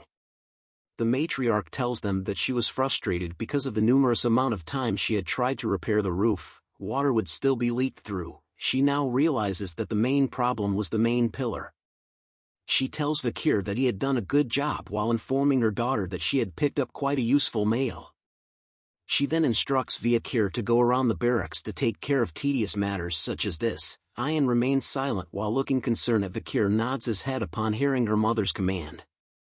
Vikir was seen washing the rags at a nearby river when Ayan calls out to him, catching his attention. She asks him if it was exhausting to just slave away and wonders if he wants to be an official member of their tribe. Vikir continues to wash the rags while answering her that slaving away wasn't too bad. He thinks about how it was much more peaceful being a slave here than being part of the Baskervilles or living in the Underdog city. Ayan was surprised to hear that kind of reply from Vikir. She stated that from the way Vikir spoke he had been disciplined well, and that from a slave's perspective, it would be hard to complain. Vikir continued to tell her that it really was not that bad. Ayan the replies saying there was no way it wasn't when he was doing tough and tedious work. Vikir ignores her and continues to do his work. Ayan follows behind him and tells him to not be silent and to follow her, as she would be able to help him in terms of surviving and adjusting in the Balak's tribe. Ayan informs him that if he does a good job, she will remove the rope around his neck. This offer catches Vikir's attention and he turns around to tell her that that offer sounded appealing. He then asks her about what he should do. Ayan smiles and tells him that he was now being honest. She tells Vikir that he needed to go on a hunt and capture a huge prey. She explained that the tribe's warriors haven't been able to catch prey large enough, making the growing children unable to eat meat for a while. In other words, Vikir needed to bring in a huge prey so that changing his title from slave to commoner wouldn't be a pipe dream. Ayan then smacks the back of Vikir's heart, causing him to flinch. With a smile on her face she tells Vikir that he had no problem moving light objects and that all he needed to do was just assist her. Vikir was showing an annoyed expression after being smacked on the back, just as Ayan tells him about how lucky he was to be the slave of the Balak's hunting commander. Vikir thought about the job of hunting for a moment and then agreed to join Ayan in hunting. Hearing this brought joy to Ayan as she smiles widely while blushing a bit. She tells Vikir that they would be leaving tomorrow, but Vikir was curious about why she was smiling like that. Ayan tells him she wasn't, just as a foot appears behind a tree. Ahan was glaring angrily upon hearing the conversation between Ayan and Vikir. He sees how close Vikir was getting to Ayan and calls him a disgusting bastard. Jelly much? An arm covered in bandages is seen placing his hand inside a jar. When the hand is removed from the jar, some sort of grayish mud is seen coming out of the jar. A man wearing a skull headpiece with crazy eyebrows tells the hunters it's time to gather around and it was time to start the hazing ceremony. His hand is covered in the mud that was in the jar. This was a human, the balak shaman. A human is seen down on a tree stump with a hunter kneeling before him and with other hunters forming a line to see him. He tells the hunter that was kneeling to take his blessing. If he doesn't take it, it would mean that the hunter would have a hard time later on. Ayan explains to Vikir that the balak hunters feel guilty when they kill their prey, so before they kill, they spread charcoal on their faces to hide themselves from the god of death. Vikir, after hearing the explanation from Ayan, thought about how even the balaks, which was a warrior tribe, had a shaman as well. The hunters in front of him were complaining about the fact that a human, the shaman, was nagging again, and the male hunter tells the female hunter to let a human be, as he was a shaman that needed to establish his position in the tribe as well. Looking at a human spreading his blessing and writing on the faces of the hunter with charcoal made the hunters question the fact that the shaman's blessings usually fail a lot, and that the hunters were only just seeking his blessings whenever there was an occasion. Vikir overheard the hunters talking and thought about if it meant that a human's position as a shaman was meaningless, and realized that the Balak tribe place was not that much different from other places. Ayan had received the blessing from a human and her face was covered in charcoal markings. She kinda looks like a joke. Vikir points to her and tells her that it was quite a sight to see. Ayan attempts to wipe off the charcoal markings on her face, telling Vikir to shut up and that her markings were funny as she didn't get along with the shaman. While blushing hard, she hands over a collar that has spikes all over it and tells Vikir to wear it. Vikir takes the collar with spikes and recognizes it as a dog collar. Ayan wears a similar one and tells him that the hunters wear them on their necks so that they won't get bitten by their prey. Vikir holds onto the rope around his neck while staring at the dog collar in his hand. He thinks silently for a moment before deciding to put it on, as he thought about how he was already here, and that it would be better for him to adapt to this place. A white wolf with yellow eyes is seen panting heavily with its tongue hanging out of its mouth. Vikir and Ayan are seen riding on its back. She turns around to Vikir asking him if he was really going to be okay, as she had told him to hold onto her waist, but Vikir assures her that he was going to be okay. Ayan then tells him that they were going to leave now, but Vikir suddenly sways heavily to the back. Ayan smiles as she looked behind after hearing a loud sound. She mean faces Vikir and tells him that he should have grabbed onto her waist and that he would fall if he kept that up. Vikir had fallen flat on his back and onto the ground once Ayan had commended her pet wolf. He stayed flat on the ground thinking about whether he could even get up when his body was in such a horrible state. A shadow is cast over him which piques his attention as he looks up to see what it was. A Hun had once again appeared before Ayan and Vikir with his pet wolf behind him. Ayan gets down from her pet wolf and calls out to a Hun. A Hun informs her that it seems like she was very free as she was busy playing around with her slave. He continues to tell her that he was going to catch a bigger prey this time, so that in the next joint hunt, he would become the captain of the hunting group. He was even going to place his grandfather's honor on the line. Ayan questions him about why he was willing to put his grandfather's honor on the line when his grandfather only knew about shamanism. Just after Vikir had sat up to see what Ayan and Hun were talking about, he sees something fast approaching his face. A Hun went on to kick Vikir directly onto the side of his head. This action surprises Ayan, who was shocked to see what Hun was doing to Vikir. She calls him a bastard and asked what he was doing. A Hun smiles after kicking Vikir, which sent him flying backward onto the ground. He commented about the fact that Ayan had given Vikir the dog collar, which was a protective piece meant for hunters but was used on Vikir, who was a slave. As he continues to berate and question Ayan about how she was going to use an injured male such as Vikir as a hunting assistant, he tells her to get a hold of herself as she was a commander and that Vikir was only going to be a burden, but Ayan notices something. She shows a smile and wonders if a Hun actually believed that Vikir was just an injured male. She informs him to take a look at his waistband before saying those things. A Hun takes note of her words and looks at his waistband, which showed signs of being torn apart. This shocks him. Vikir spits out some blood after being kicked by a Hun. He shows a smile and was holding onto a quiver holding onto a few arrows. He informs a Hun that he should grab hold of his weapons as he would with a lover, as a Hun was still stunned as to what had just happened. Vikir then tells him that his quiver and arrows were taken away. Ayan covers her mouth to muffle the sound of her laughter as a Hun continued to look annoyed and stunned while turning to look at Vikir. A Hun finally broke out of his stunned state and rushed over to beat up Vikir even more as he calls Vikir an arrogant slave bastard. But a bow grabs onto his arm just before he lands a punch on Vikir. Ayan tells him that it was enough. She had used her bow to hold onto a Hun to prevent him from attacking Vikir even further. She asks him about whose slave he thought he was going to punish on his own accord. Hun shouts at her that Vikir was a slave and that he dared to insult a balak warrior. Ayan replies back to him that he was being pathetic in front of Vikir, but Hun continued to explain that Vikir was just a slave and questions why she was defending him so much. He then yells at her asking if she had come to like the slave that was Vikir. Ayan remained silent upon hearing that from Hun and didn't reply back. After a brief moment, she touches her head and tells Hun that a slave was a slave and that since Vikir did something wrong he should be punished. Hun agrees with what Ayan was saying and explained that it was what he was saying as well. But Ayan informs him that Vikir was her slave and that he does not have the right to punish him. Vikir then looks curious at what was happening. Ayan had given Vikir a Saitama's one punch straight into his face as blood was splattered out. More blood could be seen splattered onto the nearby grass. Hun was shocked and stunned once again to see what Ayan had done to Vikir as she continues to beat the crap out of Vikir as punishment.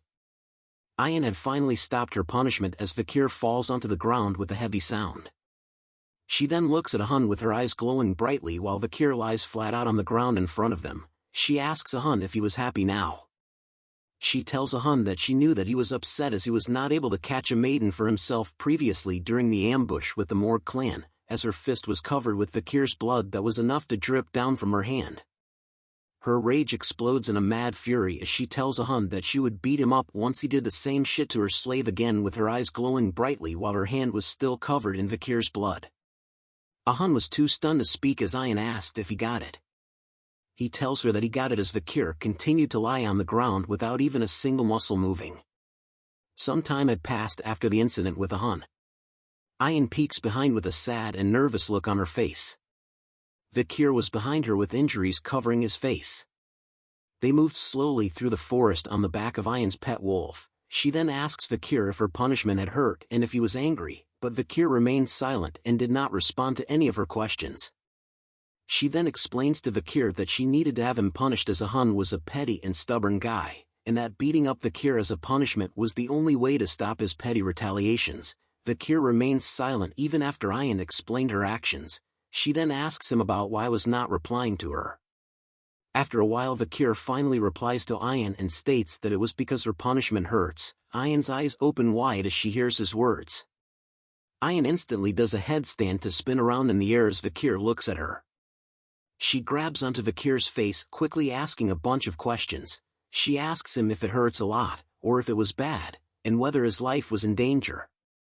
With his mouth being squeezed by Ayan's hand, he slowly tells her that it hurts to talk. He explains to her that he had these types of injuries a lot, but Ayan moves her face close to his, which stops his sentence halfway. Let's go, girl. Comment below if you are Team Ayan or Team Camus. Licking sounds could be heard in the forest. Ayan was blushing heavily as she touches her mouth while facing Vikir. She then quickly turns around to face away from Vikir.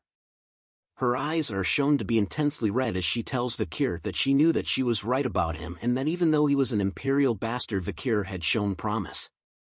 Vikir wipes his face with the back of his hand, wondering if the barbarians usually licked each other's injuries, and that licking an injury like how Ayan just did was dangerous as it might spread an infection. She turns around shyly and asked Vikir if he needed something from her, and then even if it was one thing he should tell her, because if it was something that Ayan could do, she would do anything for him. Vikir then asks if he could really ask for anything. This startles Ayan as she jolts up while telling Vikir that a balak warrior does not go back on their word. Vikir then takes a moment to think deeply about what he wanted. Ayan's heart began to beat hard and loud. She blushes and sweats hard about what he was thinking about so hard. She wonders if Vikir wanted to actually do the deed. Vikir then tells her that if he could do anything, then what he wanted was good. Ayan's heart continued to beat hard and fast in anticipation of what Vikir wanted. Vikir then tells her that he wanted her to teach him how to shoot arrows. Ayan was extremely disappointed in hearing his request and tells him that since it's about arrows it was fine. They continued to travel through the forest on the back of Ayan's pet wolf as she raises her arm, telling Vikir that from tomorrow onwards they would be doing special training. Vikir agrees with her suggestion. A bunch of arrows are seen stuck into a tree. Ayan comments to Vikir that it looked like her slave has no talent in the bow and arrow and that she had told him to aim at the arrow that was already stuck in the tree.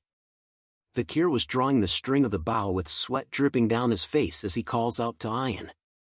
He asks her if it was alright to teach him how to shoot a bow in such a position as Ayan could be seen holding onto Vikir with her legs warped around his. She smirks upon hearing Vikir's question and informs him that he was the one that asked her to teach him how to use the bow and that this was the way how young balak warriors were taught. She continues to instruct Vikir that he should bend his back a little more, while explaining that he won't be able to use the sword for a long time. Because of his body he needed to learn how to use the bow well, as Vikir needed to capture a large prey for the sake of his reputation after all. Vikir struggles to get into position based on Ayan's instructions as he notes that his bones were at their limits. The sudden appearance of Ayan's pet wolf appearing in the bushes behind them causes Ayan to press a little too hard on Vikir's back as a loud cracking sound is heard. She calls out to her pet wolf called Bakira asking if he had found something. Bakira barks in response as Vikir is seen kneeling on the ground trembling in pain over Ayan's touch on his back. His face turns purple as he struggles with the pain while Ayan calls him a slave and to get up. She smiles widely at him and informs him that from here onwards they would be moving quickly. A long stream of water is seen moving rapidly as large spikes of rocks are located at the end. Ayan explains to Vikir that this is the area where the river and ocean connect so that both the ocean's water and animals could occupy this area. Ayan informs him that her grandmother told her about this, that a salmon believes that if it successfully swims up the waterfall, it could evolve into a huge beast, as large numbers of salmon fishes could be seen swimming in the waters and jumping into the air. However, Ayan continues her story about how most salmons fail to rise above the waterfall and fall. Eventually, they would be punished when they fall onto the sharp rocks. And that the fish that falls onto the sharp rocks would become good food for an ox bear. A huge bear with horns on its head is seen standing over a salmon that had failed to escape the waterfall and instead had been impaled by a sharp rock. Vikir asks if what they were seeing was an ox bear as it looked like a completely different species. It was totally different level compared to the ones that he had seen. Ayan tells Vikir that the ox bear in front of them was not an ordinary one as they continue to hide behind the bushes. She explains that it was an ox bear that was born from a superior bloodline and has survived countless pandemonium. Vikir looks over to Ayan nervously and asked if she was telling him to capture that bear version of Godzilla. Ayan tells him that there was no way as she didn't tell her pet wolf Bakira to find her a strong female to hunt. A clawed brown foot appears while Ayan tells Vikir that their prey was the male bear that comes to court the female bear, just as a huge number of male ox bears appear beside the female ox bear. The female and male ox bears were soon engaged in an intense eye-staring contest. The female ox bear soon bitch slaps the male ox bear straight into his face. Seeing this situation caused Vikir to be shocked. The female ox bear continues to bitch slap each of the male ox bears one by one easily with each of her claws. Vikir commented that the female ox bear keeps rejecting the proposal of the male ox bears. He soon wonders about how strong of a male ox bear was the female ox bear she was looking for as the male ox bear continued to leave the female ox bear one by one. Ayan turns to Vikir and informs him that he had the wrong way of thinking about it as it was the opposite. She finally tells him that the female ox bear was not looking for a strong male ox bear just as a pink-looking male ox bear appears in front of the female ox bear. Both the male and female ox bears soon touch noses with each other. Vikir was stunned to see that the strong Godzilla-like female ox bear had chosen the weakest-looking male ox bear, but Ayan seemed happy as she explains that the female ox bear was looking for a mate that she could boss around. She explains to Vikir that when a strong male ox bear gets excited, there were situations where it kills its partner, which made them not popular among the ox bears, which was why the female ox bears would look for weaker and smaller partners. This was similar to how the balak warriors would select their partners. She then asks Vikir if he knew what kind of spouses were the most popularly chosen. She answers her own question by saying it was a young entity that possessed excellent DNA and it would be even better if they were weakened due to an injury. Vikir remained silent upon hearing Ayan's explanation and thought about how Ayan was basically saying that as long as she gets the DNA, then everything would be fine. The female and male ox bear soon left together as Ayan tells Vikir that they were going to wait as the female ox bear will suppress the male ox bear's strength completely. Deep within the forest, a mix of roaring and growling sexual sounds could be heard throughout the forest. Vikir was seen standing still with a dull expression on his face as he continues to hear the sexual roars and moans of the ox bears. He was standing silently in front of a cave entrance as the growling noises became louder. Food made up of berries, fish and fruits are seen piled on top of leaves. It had been 4 days since Vikir had to listen to the oxbear's moans, which soon made Vikir unaware of what he was doing right now. Ian soon appears and asks him if he had left any food for the oxbears. He tells her that he did as he returns to their campsite where a shelter and campfire had been made. Vikir has been giving the hungry oxbears food over the past 4 days so that they could continue their mating. Our boy has become a fluffer for the bears, lol. Ian picks up a pinkish berry in her hand and explains to him that the fruit has an effect where it boosts one's strength temporarily, but in the end, it was harmful as it consumes one's lifespan instead. She further explains that the female who was more intelligent would understand their intentions and that the male would understand as well, but in order to handle the female he had no choice but to eat it. Vikir thought of the scenario where the male oxbear was attempting to escape from the female oxbear. He now understood the reason why Ian had chosen a big and strong female as their target. Her plan was to deplete the male's strength. 2 bowls of soup are seen on the ground which Ian had made. She tells Vikir to eat up so he could heal. Vikir accepts the meal and commented that the oxbears were really mating like crazy. Isn't that normal? Ian tells Vikir, which causes him to spit out the bowl of soup.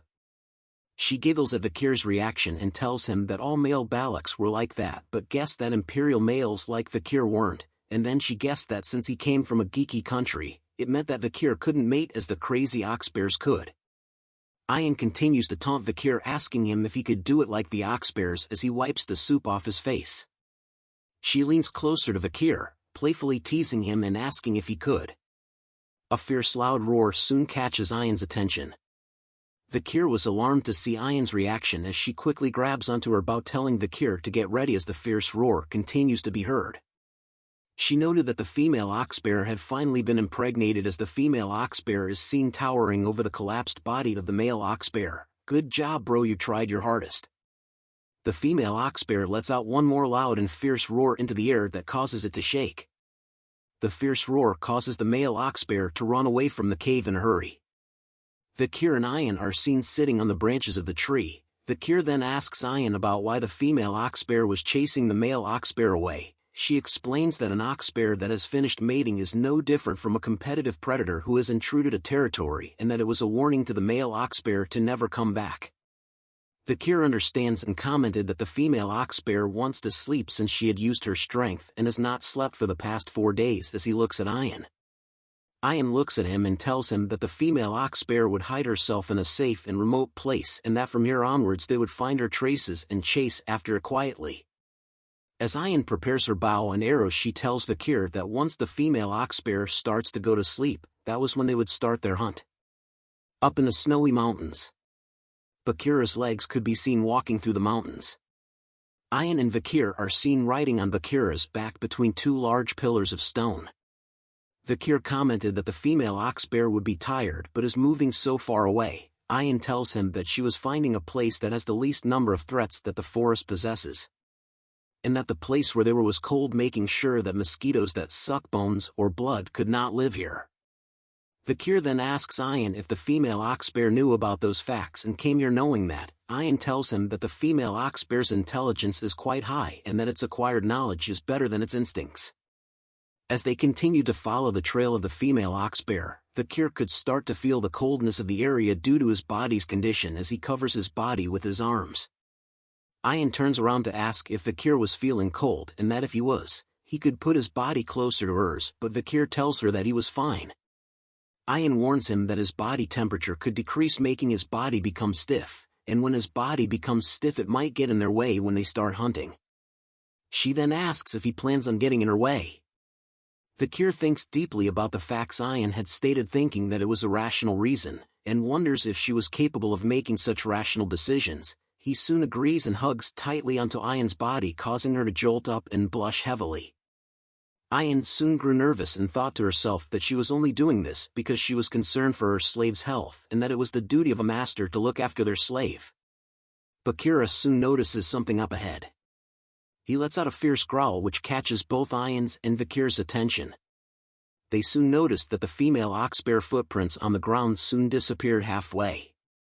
Ayan shouted out that the female oxbear's trace had disappeared.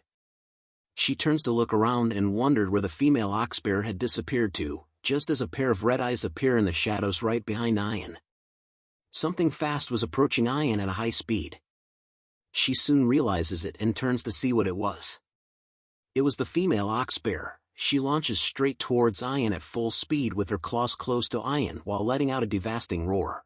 A group of hunters was seen looking happy and amazed at something. "Wow, look at that boar," they shouted as they gathered around the boar that had been tied onto a wagon. They commented that with the amount of meat they could get from the boar, the whole tribe would be able to eat their fill. A female hunter tells the hunter who caught the boar that she had only managed to catch 3 rabbits, while another male hunter guessed that the hunter who caught the boar was the best hunter amongst them now. They asked the Hun who was the hunter that caught the boar if it was true that he was the best hunter now as he smiles in front of the prey that he had caught. A Hun continued to smile and bask in the compliments that the other hunters were giving him. The hunters asked him if it meant that he was going to be the hunting commander from here on out, and the other hunters agrees with that comment based on the rules. Even Commander Ayan could not hunt as good as him since there was a limit to what she could hunt by herself. But another hunter wondered about the fact that Ayan had brought a slave out with her to hunt.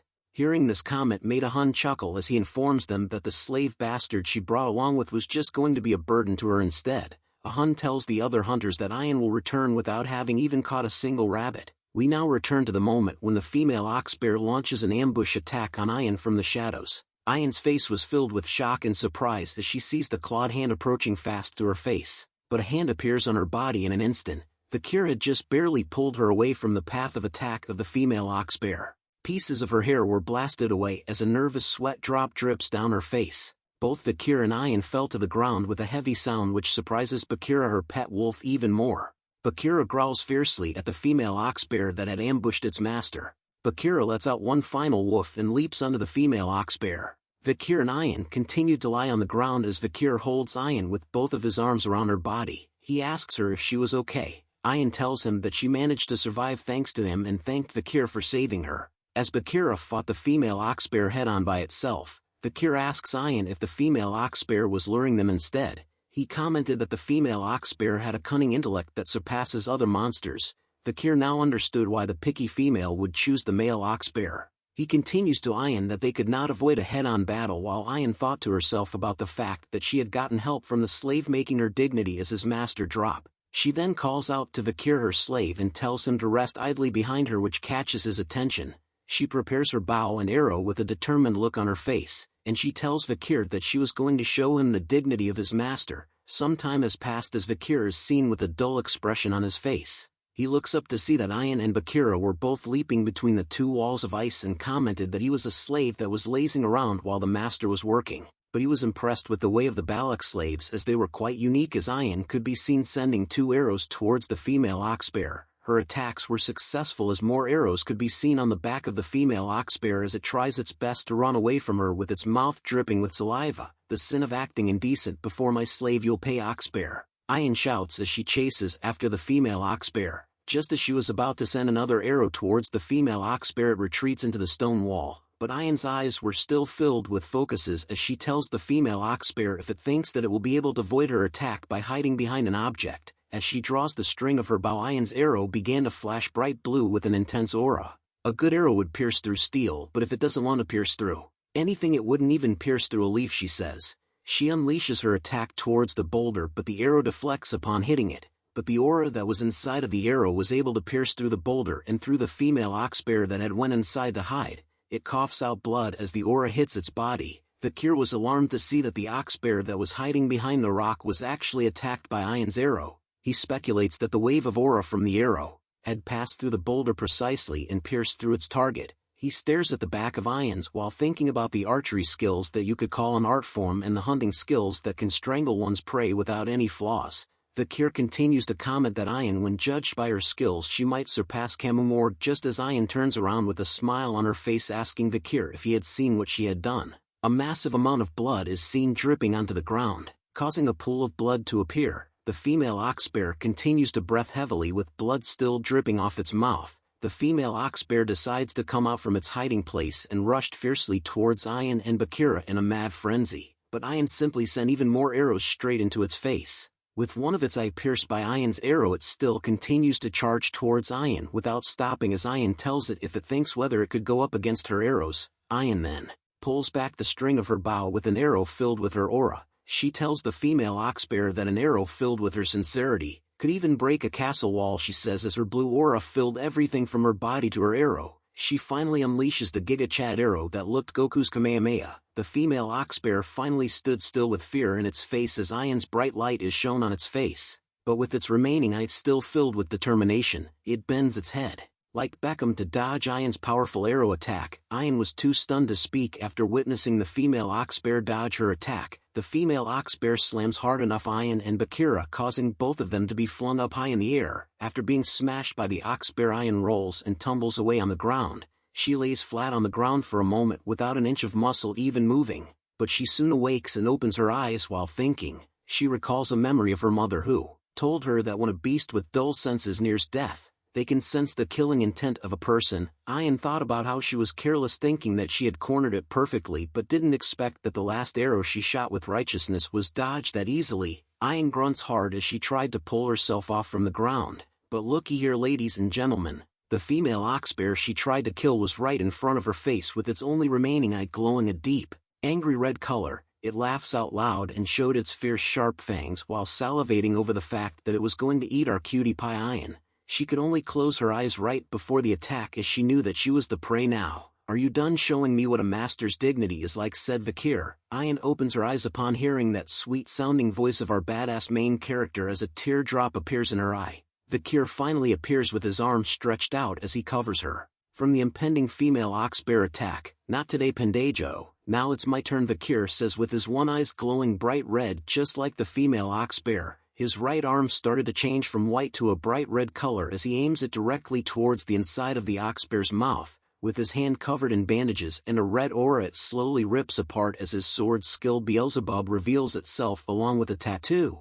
Vikir lets out a huge scale of flames that toasts the female oxbear right in its face. It's epic mealtime, everyone. Even Ayan was surprised to see that Vikir had managed to use a fire skill. The female oxbear was totally knocked out as it lets out a quiet growl after being toasted from Vikir's hot flames. Bandages could be seen burned apart in the air. Vikir's bandages that wrapped around his face and body were slowly burned away from his body. "Our boy is back, guys." Ayan could only blushed upon seeing Vikir's glorious body that was hidden by the bandages, but Vikir spoke out that he knew it. Using that skill was too much for his body as a dizzy and hazy feeling came over his body as his eyes turn white. He falls forward flat on the ground, which shocks Ayan, while the female oxbear was also laying on the ground completely toasted. "Vikir!" Ayan shouts with concern after seeing him drop flat on the ground. A big campfire could be seen lighting the balak's campsite with ease. The members of the tribe were celebrating by singing out loud and dancing around the campfire. The spoils of the hunting event could be seen everywhere, especially the female oxbear that our boy Vikir had helped Ayan to capture from before. Vavs hung at the back of the party. A giant pot of food is seen being lit by a fire as the member of the tribe hands out bowls of food to the others. A weird tribal mask with teeth is seen as Ayan explains to Vikir that the hunter who catches the largest prey receives the villagers' respect and admiration. Vikir and Ayan are both seen wearing the mask on their heads. Ayan asks Vikir about how he felt about becoming the hunting hero. Vikir takes a look at the mask and tells her that it was nothing much. Hearing that comment made Ayan tell Vikir that as a slave his issue was his half-assed reactions. As they continue to talk, Ayan explains to him that the female oxbear wasn't just strong and fierce but was also highly intelligent, making it an honorable catch. Those were the reasons why they were chosen as the main figures of this pillaging ceremony. She looks up with a smile on her face as she tells him that it was different from a boar that was sluggish, scared, and poops whenever it runs away. She then asks Ahun if he agrees as he was seen standing beside Vikir with a disgruntled look on his face as he had no choice to agree with what Ayan had said. "Here, this is yours, slave," Ahun said to Vikir as he hands him a bowl of stew. Vikir looks at the bowl of food that was handed to him, asking what it was, which causes Ahun to shout at him about what he meant. Vikir then asks him why he couldn't get lots of meat, but Ahun assures him that it was because the little amount of meat in the soup represented the worth of his honor. Ayan explains to Vikir that it was a tradition of the balaks. The one who contributes the most in the hunt gets the least amount of meat and gains that much honor in return. Ahun leaves angrily and shouted at Vikir that he too wanted to give him lots of meat. Vikir thought deeply about how being more honorable meant having less meat. He wonders what use was some useless honor over having lots of meat instead. Ayan giggles to herself because of a hun as seeing his sour expression meant that he was really pissed. Vikir continues to think to himself that the meat wasn't what he really wanted to obtain in the hunt, it was the 600 kilogram stability which stems from Beelzebub after catching the ox bear. He looks at his hand with his Beelzebub skill activated. His first slot contained the Flame Cerberus skill rank A+, while his second slot was filled with the 600 kilogram stability ox bear rank A, with his last slot filled with durable life Merciel rank A. He wonders if the ox bear skill would allow him to increase his weight by 600 kilograms while holding his breath. As he ate the bowl of food given by a hun, Vikir notices that after Beelzebub absorbed the ox bear his body had recovered a lot. Hey slave, Ayan says as she presented to Vikir a bowl. The bowl contained things so nasty that the artist himself had to vomit after drawing it. The studio had to censor how it looked to save you guys watching this video. Ayan blushes slightly while asking Vikir if the bowl of food he had wasn't enough and that the bowl she was giving him was taken away from the shaman who wanted this particular meat, but instead she had taken it to give it to Vikir as it was his hunter's right. Vikir brushes her off by telling her that he had already gotten a portion of meat, a bowl of blood and a portion of intestines. Ayan shouts at him that he has to eat what she was giving him. She continues to scold Vikir by saying that if his eyes were bad he should eat the eyes, and that if his heart was weak he should eat the heart, and if he had weak limbs he should eat the legs. As Ayan continues to scold him, Vikir thought about how the long, purple censored thing was the intestine, and if it meant that his insides were weak. 3 female barbarians appear behind Ayan. They boot her together and stated that they knew what she was planning on doing to Vikir and could see through her motives. Ayan hears their shouts and seems and tells them to shut up. Vikir takes a bite of the censored food and thought about how it was very chewy. He soon swallows the food down his throat, which Ayan spots and smiles happily. She continues to smile and giggle while telling Vikir that since he ate the food he would be able to fulfill his duty. Vikir continues to chew on the food while thinking about how he was done with his part of the hunt and wondered what else she wanted from him. Comment below what you think Ayan wants from Vikir. The sun shines brightly in the morning. Vikir takes a few steps before stopping in front of a massive stump. Smoke was coming out of it along with a long scratch mark. Vikir continues to stare at the smoke. As he thought about what Ayan had told him yesterday was true, a flashback is seen where large amounts of meat are piled on top of one another. Vikir asks why Ayan was placing so much good meat over here. He tells her that the village was going through a food shortage, but Ayan tells him that they were doing this as an offering, as a sacrifice, to Madame Eight Legs, to whom the Balak tribes were asking for permission to live in the dense forest. Vikir thought about how Madame Eight Legs was the horror of the dense forest where you couldn't survive after running into it. A flashback to when Vikir unleashed his most powerful attack on Madame Eight Legs' body run through his mind as he knew that after seeing the Balak's villagers' behavior towards the Madame he understood how reckless his actions were. Vikir then tells her that Madame Eight Legs was an annoying monster. Back at the tribe nobody could be seen walking around. Vikir walks past a certain tent before noticing something. He stares at a long line that extends all the way outside of the chief's house made up of the members of the tribe. Vikir wonders if there was still another ceremony or something. The members of the tribe queuing outside the tribe chief's house were talking about how some of them had been in line since dawn, others were glad to be at the front end of the line, while another stated that they had stayed awake the entire night. The female members talked amongst themselves about based on the results of yesterday's pillage there was a high possibility that Vikir might be able to become a commoner. Another member commented that they were sure that a woman from the village will become his wife, while the last one commented that if he was strong enough to hunt an ox bear it would mean that Vikir was really strong. These girls seriously shouted a voice that startles the ladies who were talking about Vikir. Ayan had appeared with a deer that she had just hunted.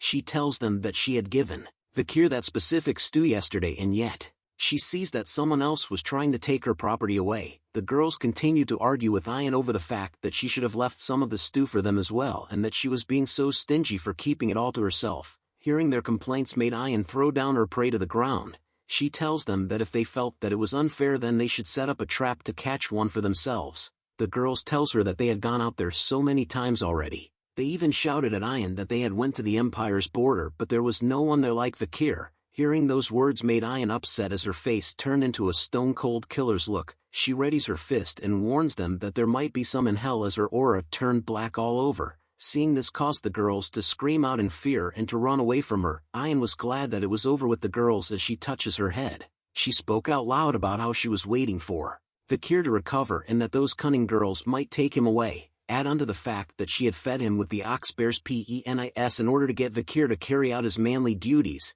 The time is near, gentlemen, for our boy to reap the fields.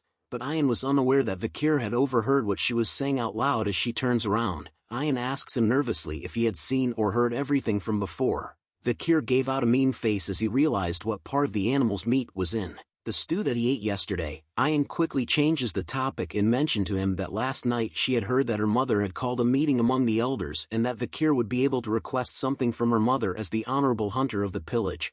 She blushes once again before telling Vikir that when her mother calls for him, she had already thought about what he should ask her. What she tells Vikir to ask her mother catches his attention as his ears perk up upon hearing it. The long line outside of the chief's hut was gone now. The elders and other members of the tribe were gathered inside. Vikir is seen holding a kneeling position on the ground with his head lowered in a serious manner. He greets the matriarch, who is seen sitting on her throne with a calm expression on her face with the eagle above her. She asks Vikir if he was the one that had caught the ox bear as it allowed her to eat good meat. Vikir tells her that he just did what he needed to do. She tells Vikir not to be modest as he had done well. She also noted that it seemed like he had recovered a fair bit too, which was fascinating as she didn't expect his recovery rate to be this quick. Vikir grew nervous upon hearing those compliments but assures her that it was all due to her care. He also thought about how he had felt this way before, which was interesting. The night fox Akia was a genius archer who scares the people of the empire despite having led the Balak tribe that